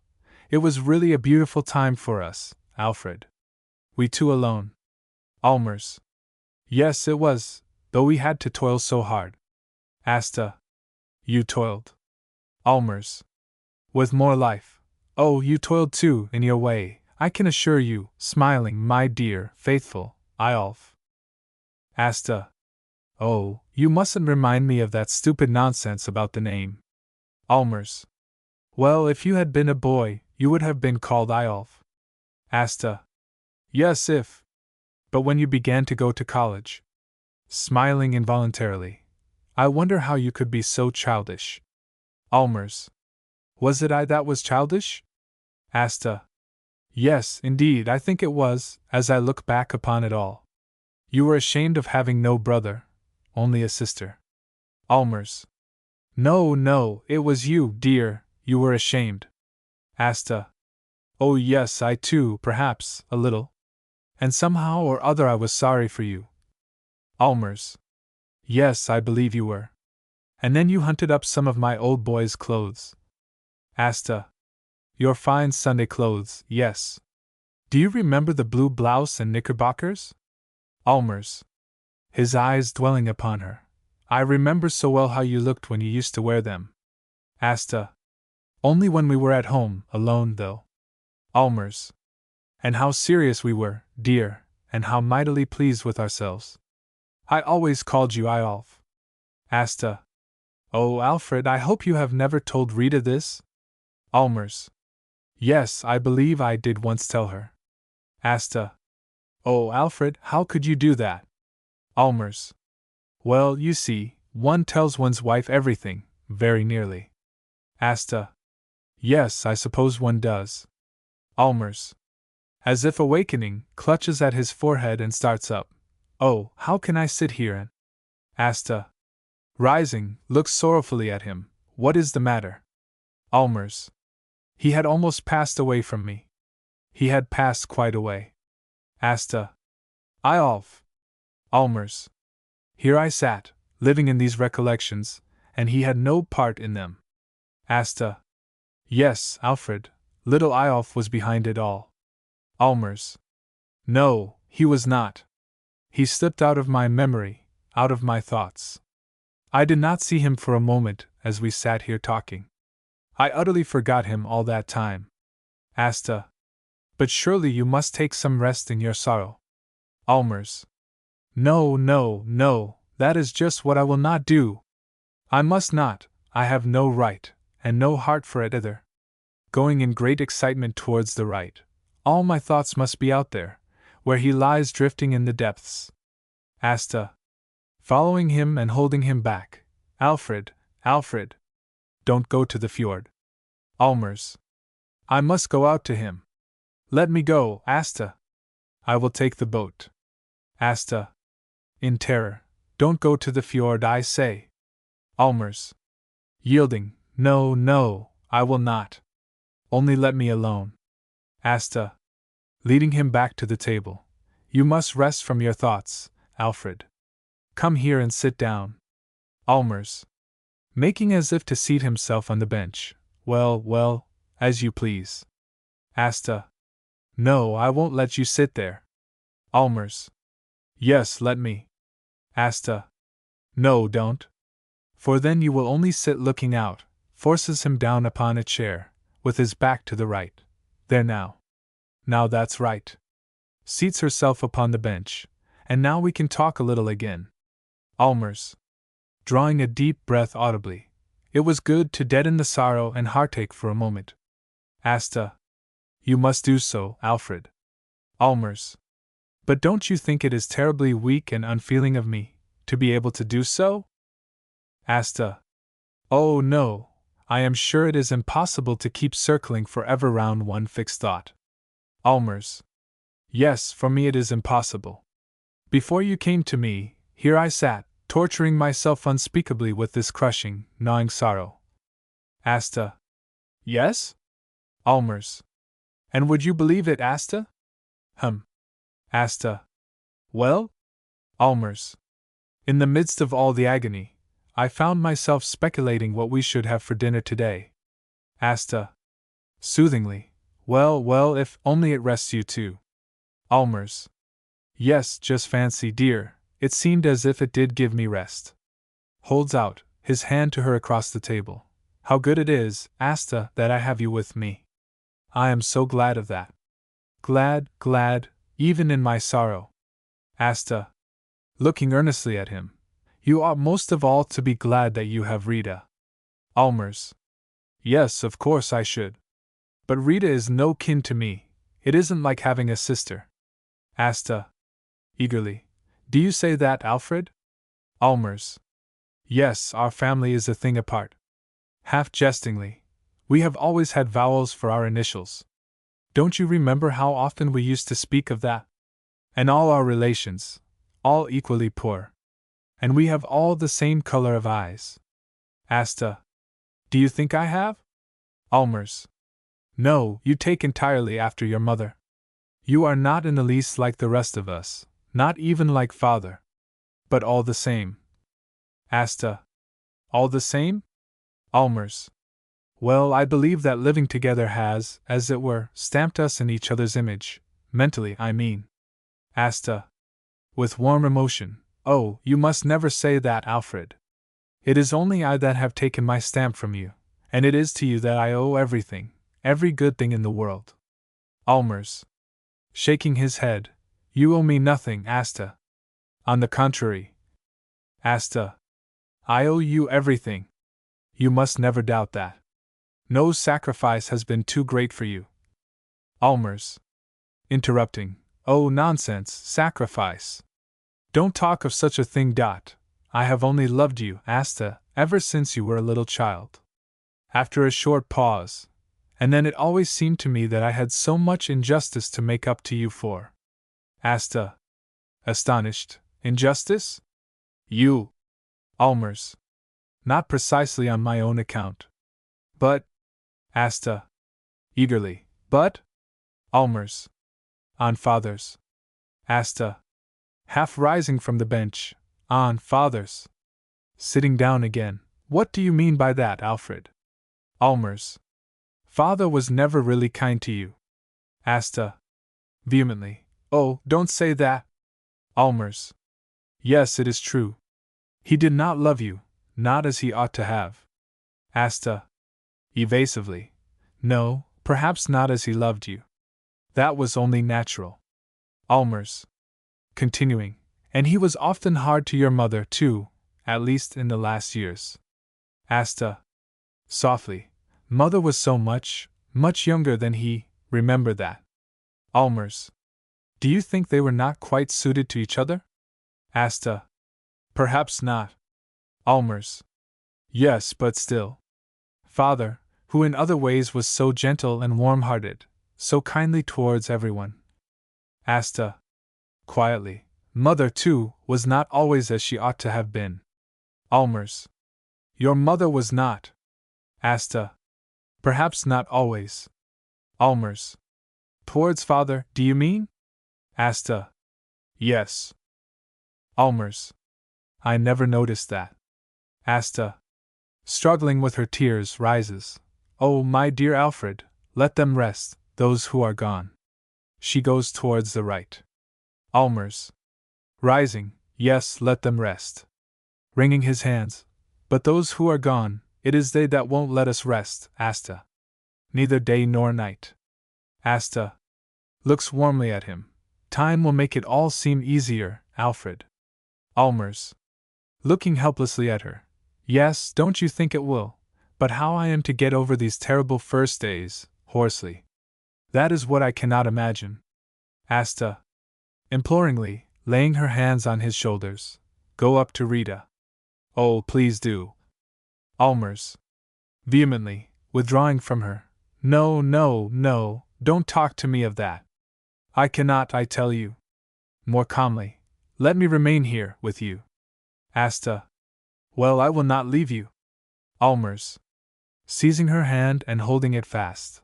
Thank you for that. Looks out for a time over the fjord.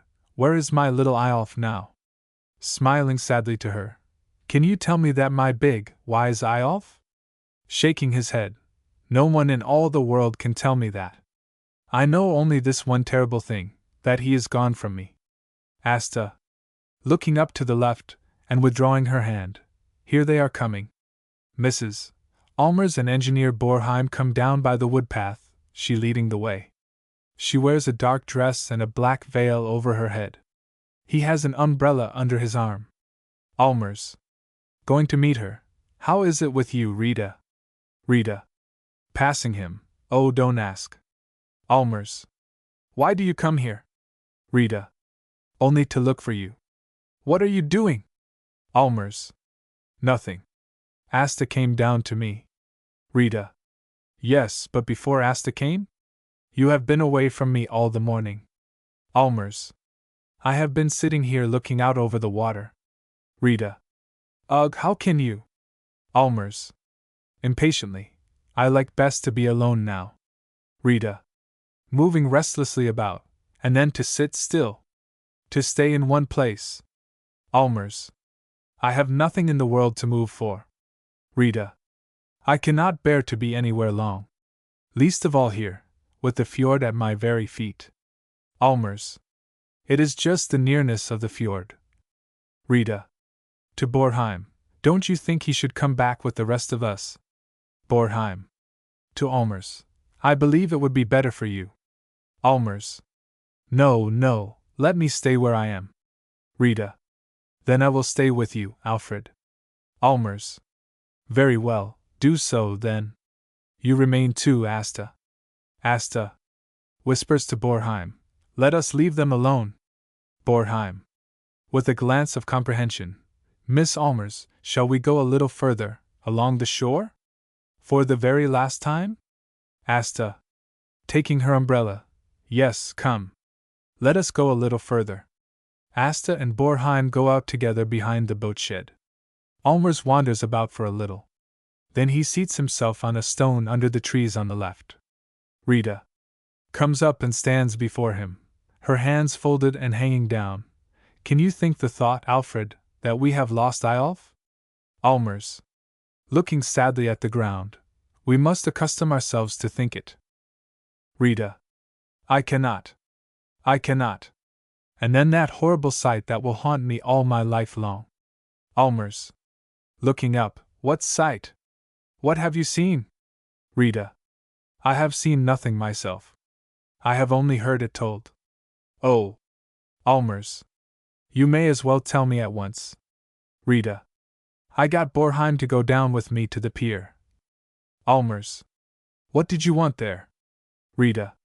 To question the boys as to how it happened. Allmers. But we know that. Rita.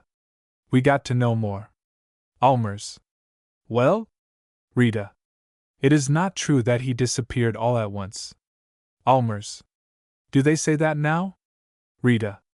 Yes. They say they saw him lying down on the bottom. Deep down in the clear water. Allmers. Grinding his teeth, and they didn't save him. Rita. I suppose they could not. Allmers. They could swim, every one of them. Did they tell you how he was lying whilst they could see him? Rita. Yes. They said he was lying on his back. And with great open eyes. Allmers. Open eyes. But quite still? Rita. Yes, quite still. And then something came and swept him away. They called it the undertow. Allmers. Nodding slowly. So that was the last they saw of him. Rita. Suffocated with tears, yes. Allmers. In a dull voice. And never, never will anyone see him again. Rita. Wailing. I shall see him day and night, as he lay down there. Allmers. With great open eyes. Rita. Shuddering. Yes, with great open eyes. I see them. I see them now. Allmers. Rises slowly and looks with quiet menace at her. Were they evil, those eyes, Rita? Rita. Turning pale. Evil. Allmers. Going close up to her. Were they evil eyes that stared up? Up from the depths? Rita. Shrinking from him. Alfred. Allmers. Following her. Answer me. Were they a child's evil eyes? Rita. Shrieks. Alfred. Alfred. Allmers. Now things have come about, just as you wished, Rita. Rita. What did I wish? Allmers. That Eyolf were not here. Rita. Never for a moment have I wished that. That Eyolf should not stand between us, that was what I wished. Allmers. Well, well, he does not stand between us any more. Rita. Softly, gazing straight before her. Perhaps now more than ever. With a sudden shudder. Oh, that horrible sight! Allmers. Nods, the child's evil eyes. Rita. In dread, recoiling from him. Let me be, Alfred. I am afraid of you. I have never seen you like this before. Allmers. Looks harshly and coldly at her. Sorrow makes us wicked and hateful. Rita. Terrified and yet defiant. That is what I feel, too. Allmers goes towards the right and looks out over the fjord. Rita seats herself at the table. A short pause. Allmers. Turning his head towards her. You never really and truly loved him, never. Rita. With cold self-control. Eyolf would never let me take him really and truly to my heart. Allmers. Because you did not want to. Rita. Oh yes, I did. I did want to. But someone stood in the way, even from the first. Allmers. Turning right round. Do you mean that I stood in the way? Rita. Oh no, not at first. Allmers. Coming nearer her. Who then? Rita. His aunt. Allmers. Asta? Rita. Yes. Asta stood and barred the way for me.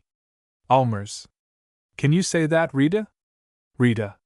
Yes. Asta, she took him to her heart, from the moment that happened, that miserable fall. Allmers. If she did so, she did it in love. Rita. Vehemently. That is just it. I cannot endure to share anything with anyone. Not in love. Allmers. We two should have shared him between us in love. Rita. Looking scornfully at him. We? Oh, the truth is you have never had any real love for him either. Allmers looks at her in astonishment. I have not. Rita. No, you have not. At first you were so utterly taken up by that book of yours, about responsibility. Allmers. Forcibly, yes, I was. But my very book, I sacrificed for Eyolf's sake. Rita. Not out of love for him. Allmers. Why then, do you suppose? Rita. Because you were consumed with mistrust of yourself. Because you had begun to doubt whether you had any great vocation to live for in the world. Allmers. Observing her closely. Could you see that in me? Rita. Oh, yes, little by little. And then you needed something new to fill up your life. It seems I was not enough for you any longer. Allmers. That is the law of change, Rita. Rita. And that was why you wanted to make a prodigy of poor little Eyolf. Allmers. That was not what I wanted. I wanted to make a happy human being of him. That, and nothing more. Rita. But not out of love for him. Look into yourself. With a certain shyness of expression, search out all that lies under and behind your action. Allmers. Avoiding her eyes. There is something you shrink from saying. Rita. And you too. Allmers looks thoughtfully at her. If it is as you say, then we too have never really possessed our own child. Rita. No, not in perfect love. Allmers. And yet we are sorrowing so bitterly for him. Rita. With sarcasm. Yes, isn't it curious that we should grieve like this over a little stranger boy? Allmers. With an outburst. Oh, don't call him a stranger. Rita. Sadly shaking her head. We never won the boy, Alfred. Not I, nor you either. Allmers. Wringing his hands. And now it is too late. Too late. Rita. And no consolation anywhere, in anything. Allmers. With sudden passion. You are the guilty one in this. Rita. Rising. I. Allmers. Yes, you. It was your fault that he became what he was. It was your fault that he could not save himself when he fell into the water. Rita. With a gesture of repulsion. Alfred, you shall not throw the blame upon me. Allmers. More and more beside himself. Yes, yes, I do. It was you that left the helpless child unwatched upon the table. Rita. He was lying so comfortably among the cushions, and sleeping so soundly. And you had promised to look after him. Allmers. Yes, I had. Lowering his voice. But then you came, you, and lured me to you. Rita. Looking defiantly at him. Oh, better own at once that you forgot the child and everything else. Allmers. In suppressed desperation. Yes, that is true. Lower. I forgot the child, in your arms. Rita. Exasperated. Alfred. Alfred, this is intolerable of you. Allmers. In a low voice, clenching his fists before her face. In that hour you condemned little Eyolf to death. Rita. Wildly. You too. You too, if it is as you say. Allmers. Oh yes, call me to account too, if you will. We have sinned, both of us. And so, after all, there was retribution in Eyolf's death. Rita. Retribution? Allmers. With more self-control, yes. Judgment upon you and me. Now, as we stand here, we have our deserts. While he lived, we let ourselves shrink away from him in secret, abject remorse. We could not bear to see it, the thing he had to drag with him. Rita. Whispers, the crutch. Allmers. Yes, that. And now, what we now call sorrow and heartache, is really the gnawing of conscience, Rita. Nothing else. Rita. Gazing helplessly at him. I feel as if all this must end in despair, in madness for both of us. For we can never, never make it good again. Allmers. Passing into a calmer mood. I dreamed about Eyolf last night. I thought I saw him coming up from the pier. He could run like other boys. So nothing had happened to him, either the one thing nor the other. And the torturing reality was nothing but a dream, I thought. Oh, how I thanked and blessed, checking himself. Rita. Looking at him. Whom? Almers. Evasively. Whom? Rita. Yes, whom did you thank and bless? Almers. Putting aside the question. I was only dreaming, you know. Rita. One whom you yourself do not believe in. Almers. That was how I felt, all the same. Of course, I was sleeping. Rita. Reproachfully. You should not have taught me to doubt, Alfred. Almers. Would it have been right of me to let you go through life with your mind full of empty fictions? Rita. It would have been better for me, for then I should have had something to take refuge in. Now I am utterly at sea. Almers. Observing her closely. If you had the choice now. If you could follow Eyolf to where he is? Rita. Yes? What then? Almers. If you were fully assured that you would find him again, know him, understand him? Rita. Yes, yes, what then? Almers. Would you, of your own free will, take the leap over to him? Of your own free will leave everything behind you? Renounce your whole earthly life? Would you, Rita? Rita. Softly, now, at once? Almers. Yes, today. This very hour. Answer me, would you? Rita. Hesitating. Oh, I don't know, Alfred. No. I think I should have to stay here with you, a little while. Almers. For my sake? Rita. Yes. Only for your sake. Almers. And afterwards? Would you then? Answer. Rita. Oh, what can I answer? I could not go away from you. Never. Never. Almers. But suppose now I went to Eyolf? And you had the fullest assurance that you would meet both him and me there. Then would you come over to us? Rita. I should want to so much. So much. But. Almers. Well? Rita. Moaning softly. I could not, I feel it. No, no, I never could. Not for all the glory of heaven. Almers. Nor I. Rita. No, you feel it so too, don't you, Alfred? You could not either, could you? Almers.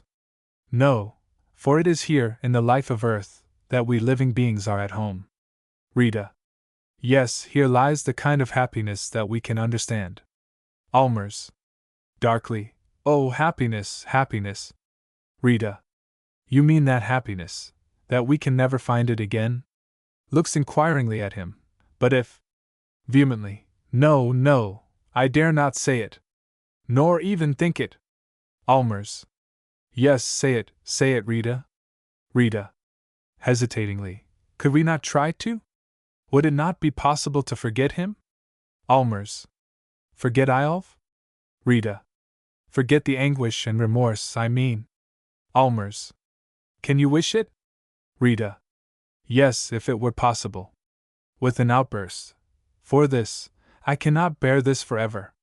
Oh, can we not think of something that will bring its forgetfulness? Almers. Shakes his head. What could that be? Rita. Could we not see what traveling would do, far away from here? Almers. From home? When you know you are never really well anywhere but here. Rita. Well, then, let us have crowds of people about us. Keep open house. Plunge into something that can deaden and dull our thoughts.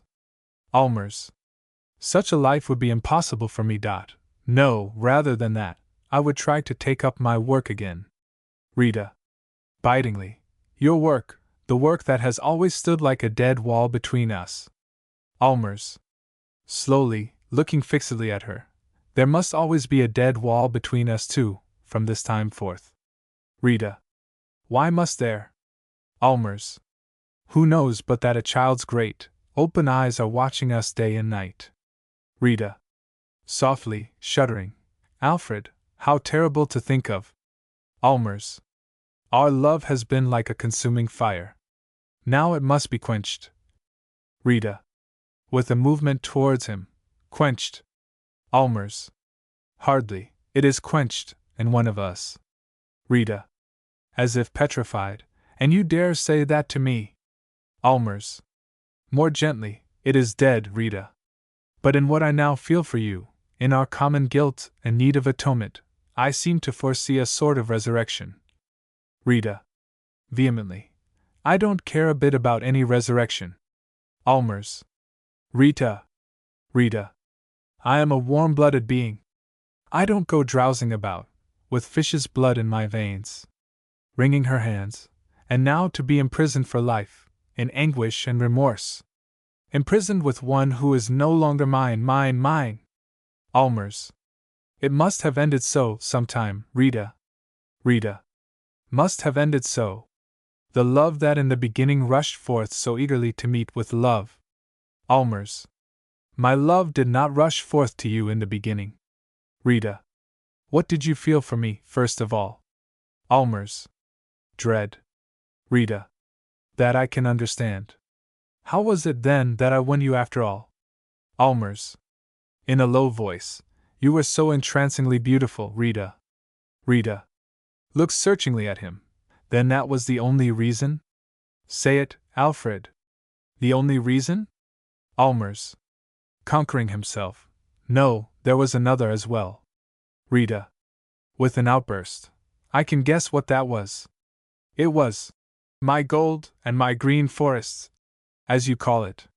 Was it not so, Alfred? Allmers. Yes. Rita. Looks at him with deep reproach. How could you? How could you? Allmers. I had Asta to think of. Rita. Angrily. Yes, Asta. Bitterly. Then it was really Asta that brought us two together? Allmers. She knew nothing about it. She has no suspicion of it, even to this day. Rita. Rejecting the plea. It was Asta, nevertheless. Smiling, with a sidelong glance of scorn. Or no, it was little Eyolf. Little Eyolf, my dear.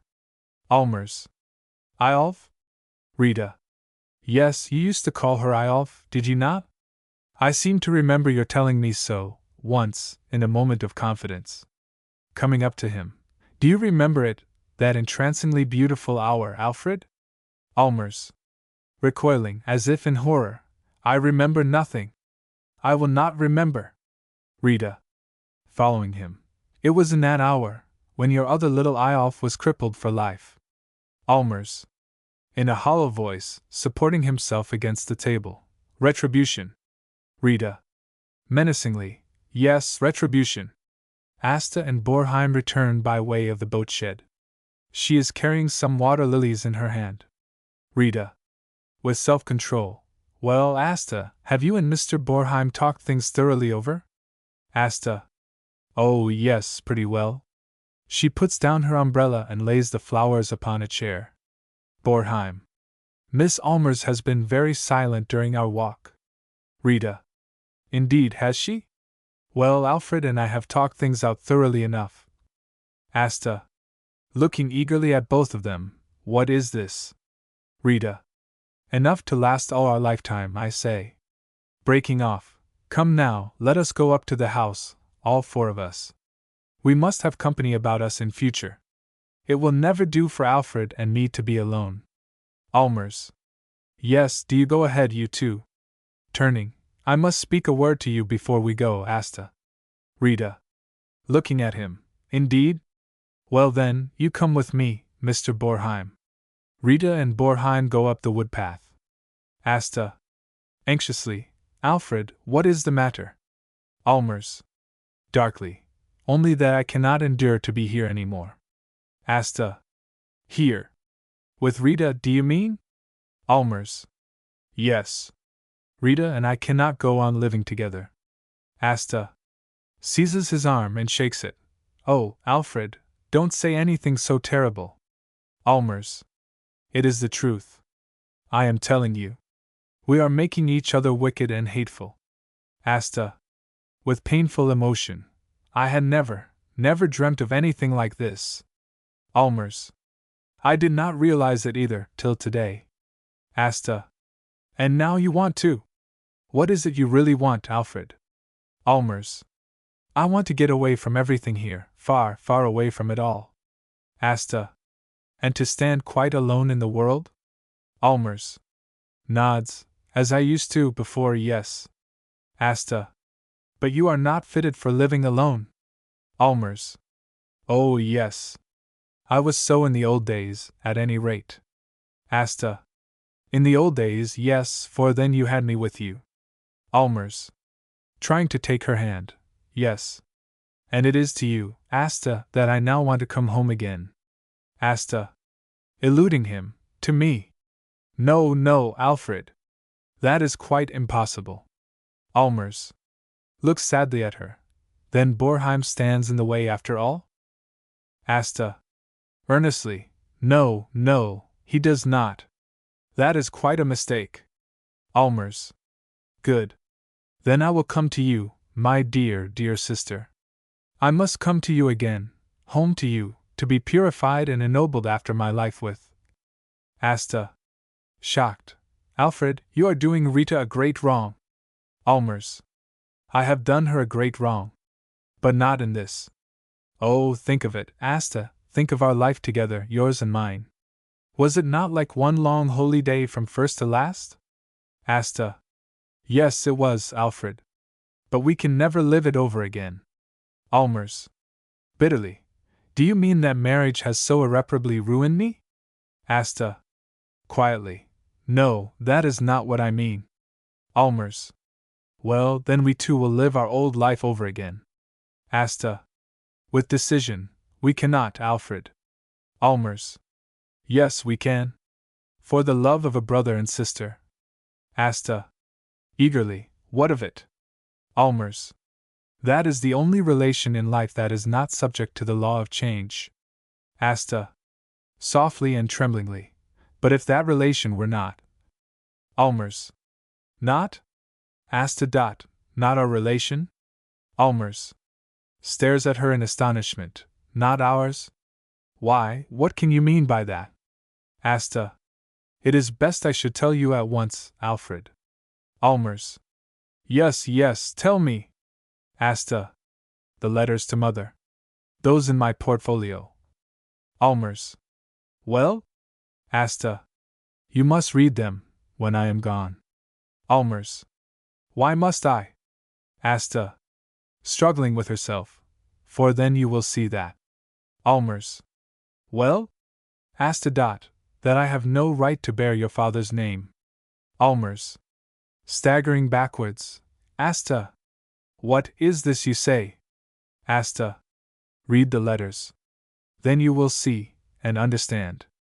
And perhaps have some forgiveness, for Mother too. Allmers. Clutching at his forehead. I cannot grasp this. I cannot realize the thought. You, Asta, you are not. Asta. You are not my brother, Alfred. Allmers. Quickly, half defiantly, looking at her. Well, but what difference does that really make in our relation? Practically none at all. Asta. Shaking her head. It makes all the difference, Alfred. Our relation is not that of brother and sister. Allmers. No, no, but it is none the less sacred for that. It will always be equally sacred. Asta. Do not forget that it is subject to the law of change, as you said just now. Allmers. Looks inquiringly at her. Do you mean that? Asta. Quietly, but with warm emotion. Not a word more, my dear, dear Alfred. Takes up the flowers from the chair. Do you see these water lilies? Allmers. Nodding slowly. They are the sort that shoot up, from the very depth. Asta. I pulled them in the tarn, where it flows out into the fjord.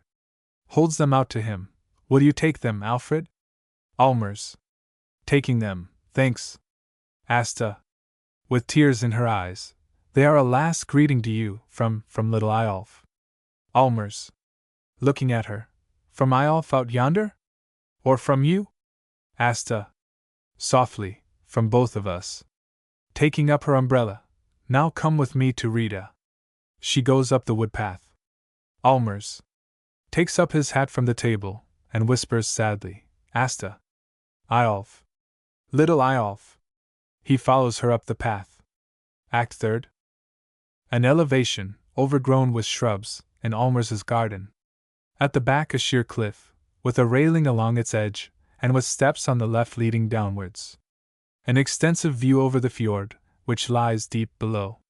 A flagstaff with lines, but no flag, stands by the railing. In front, on the right, a summer house, covered with creepers and wild vines. Outside it, a bench. It is a late summer evening, with clear sky. Deepening twilight. Asta is sitting on the bench, with her hands in her lap. She is wearing her outdoor dress and a hat, has her parasol at her side, and a little traveling bag on a strap over her shoulder. Borheim comes up from the back on the left. He, too, has a traveling bag over his shoulder. He is carrying a rolled-up flag. Borheim. Catching sight of Asta. Oh, so you are up here? Asta. Yes, I am taking my last look out over the fjord. Borheim. Then I am glad I happened to come up. Asta. Have you been searching for me? Borheim. Yes, I have. I wanted to say goodbye to you for the present. Not for good and all, I hope. Asta. With a faint smile, you are persevering. Borheim. A road maker has got to be. Asta. Have you seen anything of Alfred? Or of Rita? Borheim. Yes, I saw them both. Asta. Together? Borheim. No, apart. Asta. What are you going to do with that flag? Borheim. Mrs. Allmers asked me to come up and hoist it. Asta. Hoist a flag just now? Borheim. Half-mast high. She wants it to fly both night and day, she says. Asta. Sighing, poor Rita. And poor Alfred. Borheim. Busied with the flag. Have you the heart to leave them? I ask, because I see you are in traveling dress. Asta. In a low voice. I must go. Borheim. Well, if you must then. Asta. And you are going too tonight? Borheim. I must too. I am going by the train. Are you going that way? Asta. No, I shall take the steamer. Borheim. Glancing at her. We each take our own way, then? Asta. Yes. She sits and looks on while he hoists the flag half-mast high. When he has done, he goes up to her. Borheim. Miss Asta, you can't think how grieved I am about little Eyolf. Asta. Looks up at him. Yes, I am sure you feel it deeply. Borheim. And the feeling tortures me. For the fact is, grief is not much in my way. Asta. Raising her eyes to the flag. It will pass over in time, all of it. All our sorrow. Borheim. All? Do you believe that? Asta. Like a squall at sea. When once you have got far away from here, then. Borheim. It will have to be very far away indeed. Asta. And then you have this great new roadwork, too. Borheim. But no one to help me in it. Asta. Oh yes, surely you have. Borheim. Shaking his head. No one. No one to share the gladness with.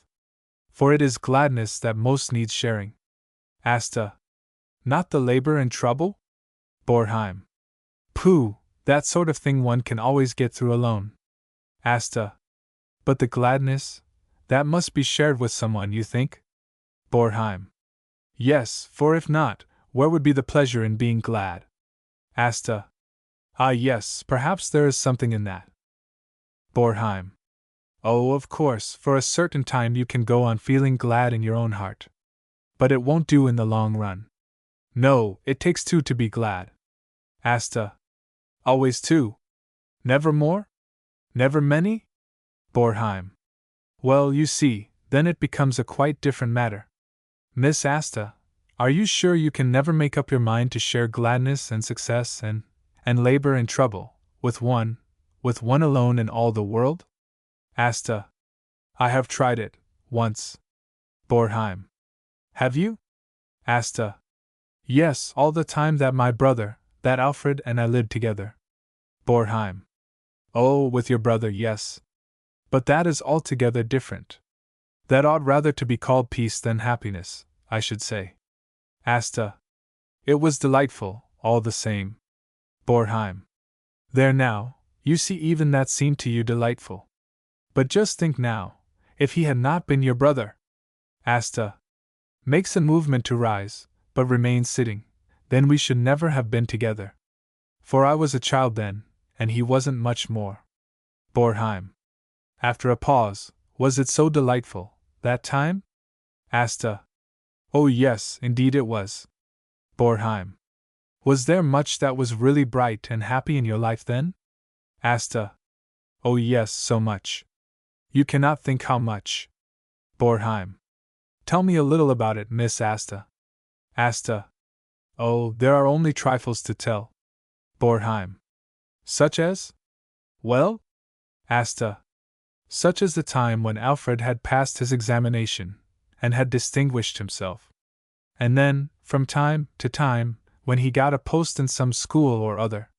Or when he would sit at home working at an article, and would read it aloud to me. And then when it would appear in some magazine. Borheim. Yes, I can quite see that it must have been a peaceful, delightful life, a brother and sister sharing all their joys. Shaking his head. What I cannot understand is that your brother could ever give you up, Asta. Asta. With suppressed emotion. Alfred married, you know. Borheim. Was not that very hard for you? Asta. Yes, at first. It seemed as though I had utterly lost him all at once. Borheim. Well, luckily it was not so bad as that. Asta. No. Borheim. But all the same, how could he go and marry, I mean, when he could have kept you with him, alone? Asta. Looking straight in front of her. He was subject to the law of change, I suppose? Borheim. The law of change? Asta. So Alfred calls it. Borheim. Pooh, what a stupid law that must be. I don't believe a bit in that law. Asta. Rising, you may come to believe in it in time. Borheim. Never in all my life. Insistently. But listen now, Miss Asta. Do be reasonable for once in a way, in this matter, I mean. Asta. Interrupting him. Oh no, no, don't let us begin upon that again.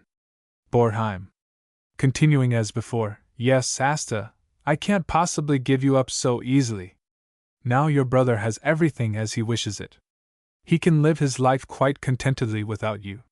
He doesn't require you at all. Then that at one blow has changed your whole position here. Asta. With a start. What do you mean by that? Borheim. The loss of the child. What else should I mean? Asta. Recovering her self-control. Little Eyolf is gone, yes. Borheim. And what more does that leave you to do here? You have not the poor little boy to take care of now. You have no duties, no claims upon you of any sort. Asta. Oh, please, Mr. Borheim, don't make it so hard for me. Borheim. I must. I should be mad if I did not try my uttermost. I shall be leaving town before very long, and perhaps I shall have no opportunity of meeting you there. Perhaps I shall not see you again for a long, long time. And who knows what may happen in the meanwhile? Asta. With a grave smile. So you are afraid of the law of change, after all? Borheim. No, not in the least. Laughing bitterly. And there is nothing to be changed, either, not in you, I mean. For I can see you don't care much about me. Asta. You know very well that I do. Borheim.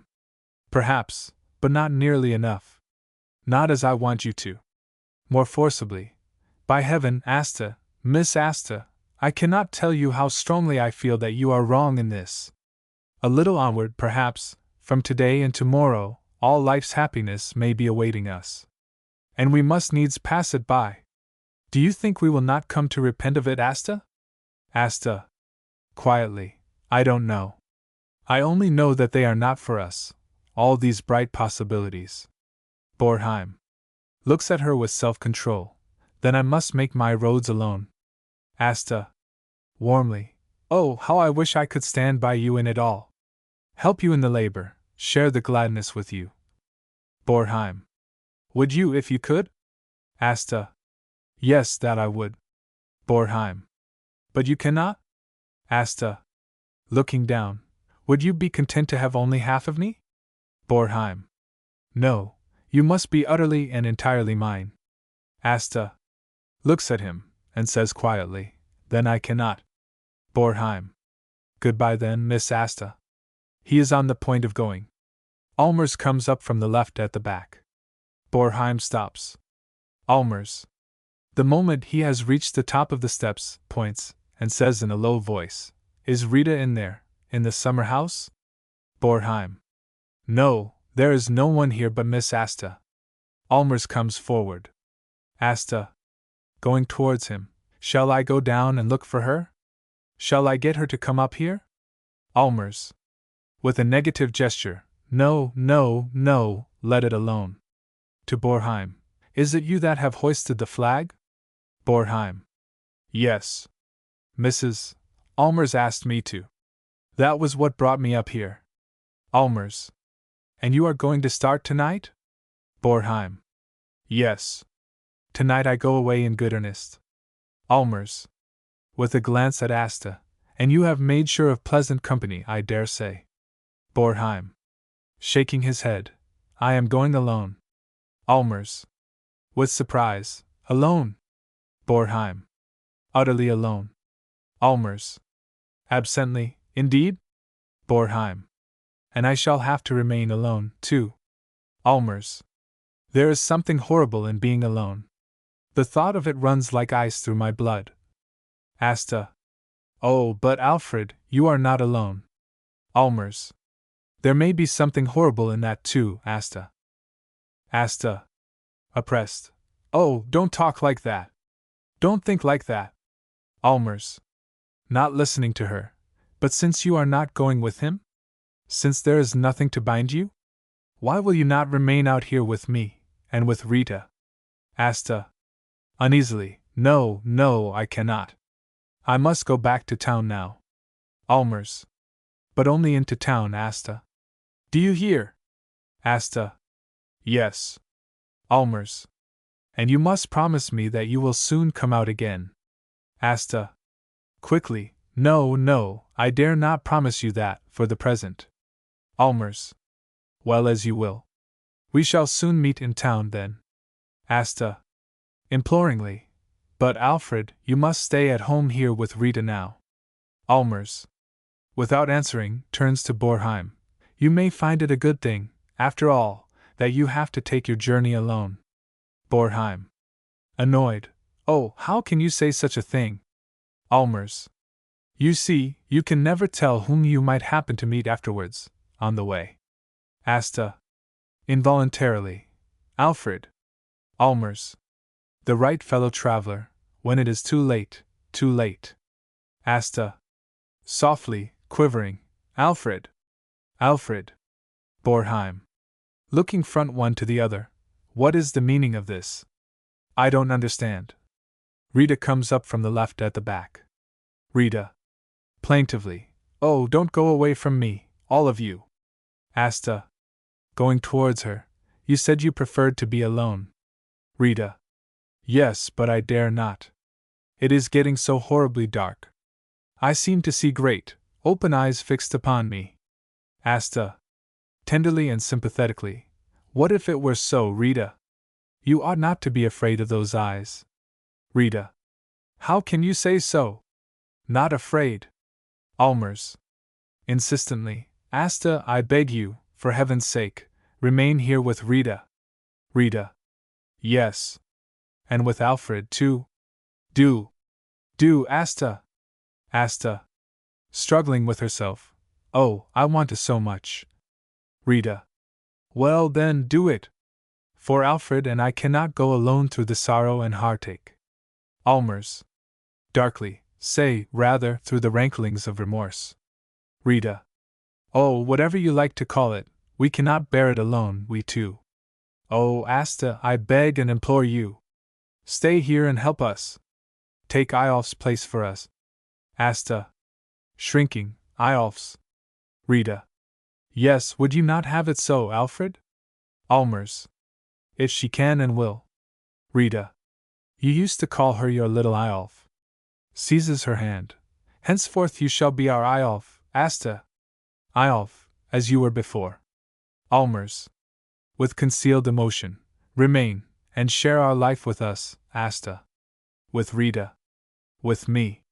With me, your brother! Asta. With decision, snatches her hand away. No. I cannot. Turning. Mr. Borheim, what time does the steamer start? Borheim. Now, at once. Asta. Then I must go on board. Will you go with me? Borheim. With a suppressed outburst of joy. Will I?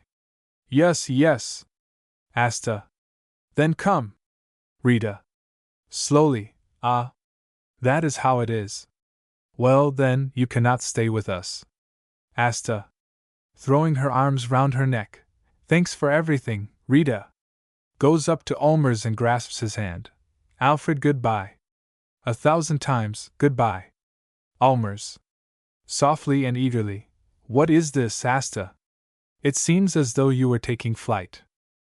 Asta. In subdued anguish. Yes, Alfred, I am taking flight. Allmers. Flight, from me.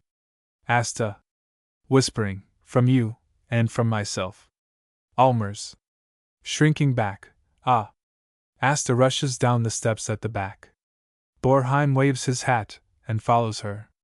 Rita leans against the entrance to the summer house. Allmers goes, in strong inward emotion, up to the railing, and stands there gazing downwards. A pause. Allmers turns and says with hard-won composure, There comes the steamer. Look, Rita. Rita. I dare not look at it. Allmers. You dare not? Rita. No, for it has a red eye, and a green one too. Great, glowing eyes. Allmers. Oh, those are only the lights, you know. Rita. Henceforth they are eyes for me. They stare and stare out of the darkness, and into the darkness. Allmers. Now she is putting in to shore. Rita. Where are they mooring her this evening, then? Allmers. Coming forward, at the pier, as usual. Rita. Drawing herself up. How can they moor her there? Allmers. They must. Rita. But it was there that Eyolf. How can they moor her there? Allmers. Yes, life is pitiless, Rita. Rita. Men are heartless. They take no thought, whether for the living or for the dead. Allmers. There you are right. Life goes its own way, just as if nothing in the world had happened. Rita. Gazing straight before her, and nothing has happened either. Not to others. Only to us too. Allmers. The pain reawakening, yes, Rita, so it was to no purpose that you bore him in sorrow and anguish. For now he is gone again, and has left no trace behind him. Rita. Only the crutch was saved. Allmers. Angrily. Be silent. Do not let me hear that word. Rita. Plaintively. Oh, I cannot bear the thought that he is gone from us. Allmers. Coldly and bitterly. You could very well do without him while he was with us. Half the day would often pass without your setting eyes on him. Rita. Yes, for I knew that I could see him whenever I wanted to. Allmers. Yes, that is how we have gone and squandered the short time we had with little Eyolf. Rita. Listening in dread. Do you hear, Alfred? Now it is ringing again. Allmers. Looking over the fjord. It is the steamer's bell that is ringing. She is just starting. Rita. Oh, it's not that bell I mean. All day I have heard it ringing in my ears. Now it is ringing again. Allmers. Going up to her. You are mistaken, Rita. Rita. No, I hear it so plainly. It sounds like a knell. Slow. Slow. And always the same words. Allmers. Words? What words? Rita. Nodding her head in the rhythm. The crutch is floating. The crutch is floating. Oh, surely you must hear it too. Allmers. Shaking his head. I hear nothing. And there is nothing to hear. Rita. Oh, you may say what you will, I hear it so plainly. Allmers. Looking out over the railing. Now they are on board, Rita. Now the steamer is on her way to the town. Rita. Is it possible you do not hear it? The crutch is floating. The crutch is. Allmers. Coming forward. You shall not stand there listening to a sound that does not exist. I tell you, Asta and Borheim are on board. They have started already. Asta is gone. Rita. Looks timidly at him. Then I suppose you will soon be gone too, Alfred? Allmers. Quickly, what do you mean by that? Rita. That you will follow your sister. Allmers. Has Asta told you anything? Rita. No, but you said yourself it was for Asta's sake that we came together. Allmers. Yes, but you yourself, have bound me to you, by our life together. Rita. Oh, in your eyes I am not, entrancingly beautiful any more. Allmers. The law of change may perhaps keep us together, none the less. Rita. Nodding slowly. There is a change in me now. I feel the anguish of it. Allmers. Anguish? Rita. Yes, for change, too, is a sort of birth. Allmers. It is, or a resurrection. Transition to a higher life. Rita. Gazing sadly before her. Yes, with the loss of all life's happiness. Allmers. That loss is just the gain. Rita. Vehemently. Oh, phrases. Good God, we are creatures of earth after all. Allmers. But something akin to the sea and the heavens too, Rita. Rita. You perhaps. Not I. Allmers. Oh, yes, you too, more than you yourself suspect. Rita. Advancing a pace towards him. Tell me, Alfred, could you think of taking up your work again? Allmers. The work that you have hated so? Rita. I am easier to please now. I am willing to share you with the book. Allmers. Why? Rita. Only to keep you here with me, to have you near me. Allmers. Oh, it is so little I can do to help you, Rita. Rita. But perhaps I could help you. Allmers. With my book, do you mean? Rita. No, but to live your life. Allmers. Shaking his head. I seem to have no life to live. Rita. Well then, to endure your life. Allmers. Darkly, looking away from her. I think it would be best for both of us that we should part. Rita. Looking curiously at him. Then where would you go? Perhaps to Asta after all? Allmers. No, never again to Asta. Rita. Where then? Allmers. Up into the solitudes. Rita. Up among the mountains? Is that what you mean? Allmers. Yes. Rita. But all that is mere dreaming, Alfred. You could not live up there. Allmers. And yet I feel myself drawn to them. Rita. Why? Tell me. Allmers. Sit down, and I will tell you something. Rita. Something that happened to you up there? Allmers. Yes. Rita. And that you never told Asta and me? Allmers. Yes. Rita. Oh, you are so silent about everything. You ought not to be. Allmers. Sit down there, and I will tell you about it. Rita. Yes, yes, tell me. She sits on the bench beside the summer house. Allmers. I was alone up there, in the heart of the great mountains. I came to a wide, dreary mountain lake, and that lake I had to cross. But I could not, for there was neither a boat nor anyone there. Rita. Well? And then? Allmers. Then I went without any guidance into a side valley. I thought that by that way I could push on over the heights and between the peaks, and then down again on the other side of the lake. Rita. Oh, and you lost yourself, Alfred. Allmers. Yes, I mistook the direction, for there was no path or track. And all day I went on, and all the next night. And at last I thought I should never see the face of man again. Rita. Not come home to us? Oh, then I am sure your thoughts were with us here. Allmers. No, they were not. Rita. Not? Allmers. No, it was so strange. Both you and Eyolf seem to have drifted far, far away from me, and Asta, too. Rita. Then what did you think of? Allmers. I did not think. I dragged myself along among the precipices, and reveled in the peace and luxury of death. Rita. Springing up. Oh, don't speak in that way of that horror. Allmers.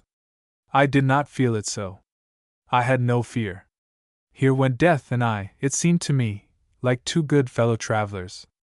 It all seemed so natural, so simple, I thought. In my family, we don't live to be old. Rita. Oh, don't say such things, Alfred. You see, you came safely out of it, after all. Allmers. Yes, all of a sudden, I found myself where I wanted to be, on the other side of the lake. Rita. It must have been a night of terror for you, Alfred. But now that it is over, you will not admit it to yourself. Allmers. That night sealed my resolution. And it was then that I turned about and came straight homewards. To Eyolf. Rita. Softly, too late. Allmers. Yes. And then when my fellow traveler came and took him, then I felt the horror of it all, of all that, in spite of everything, we dare not tear ourselves away from. So earthbound are we, both of us, Rita. Rita. With a gleam of joy, yes, you are, too, are you not? Coming close to him. Oh, let us live our life together as long as we can. Allmers. Shrugging his shoulders. Live our life, yes. And have nothing to fill life with. An empty void on all sides, wherever I look. Rita. In fear. Oh, sooner or later you will go away from me, Alfred. I feel it. I can see it in your face. You will go away from me. Allmers. With my fellow traveler, do you mean? Rita. No, I mean worse than that. Of your own free will, you will leave me, for you think it's only here, with me, that you have nothing to live for. Is not that what is in your thoughts? Allmers. Looking steadfastly at her. What if it were? A disturbance, and the noise of angry, quarreling voices is heard from down below, in the distance. Allmers goes to the railing. Rita. What is that? With an outburst. Oh, you'll see, they have found him. Allmers. He will never be found. Rita. But what is it then? Allmers. Coming forward. Only fighting, as usual. Rita. Down on the beach? Allmers. Yes. The whole village down there ought to be swept away. Now the men have come home, drunk, as they always are. They are beating the children. Do you hear the boys crying? The women are shrieking for help for them. Rita. Should we not get someone to go down and help them? Allmers. Harshly and angrily. Help them, who did not help Eyolf. Let them go, as they let Eyolf go. Rita. Oh, you must not talk like that, Alfred. Nor think like that. Allmers. I cannot think otherwise. All the old hovels ought to be torn down. Rita. And then what is to become of all the poor people? Allmers. They must go somewhere else. Rita. And the children, too? Allmers. Does it make much difference where they go to the dogs?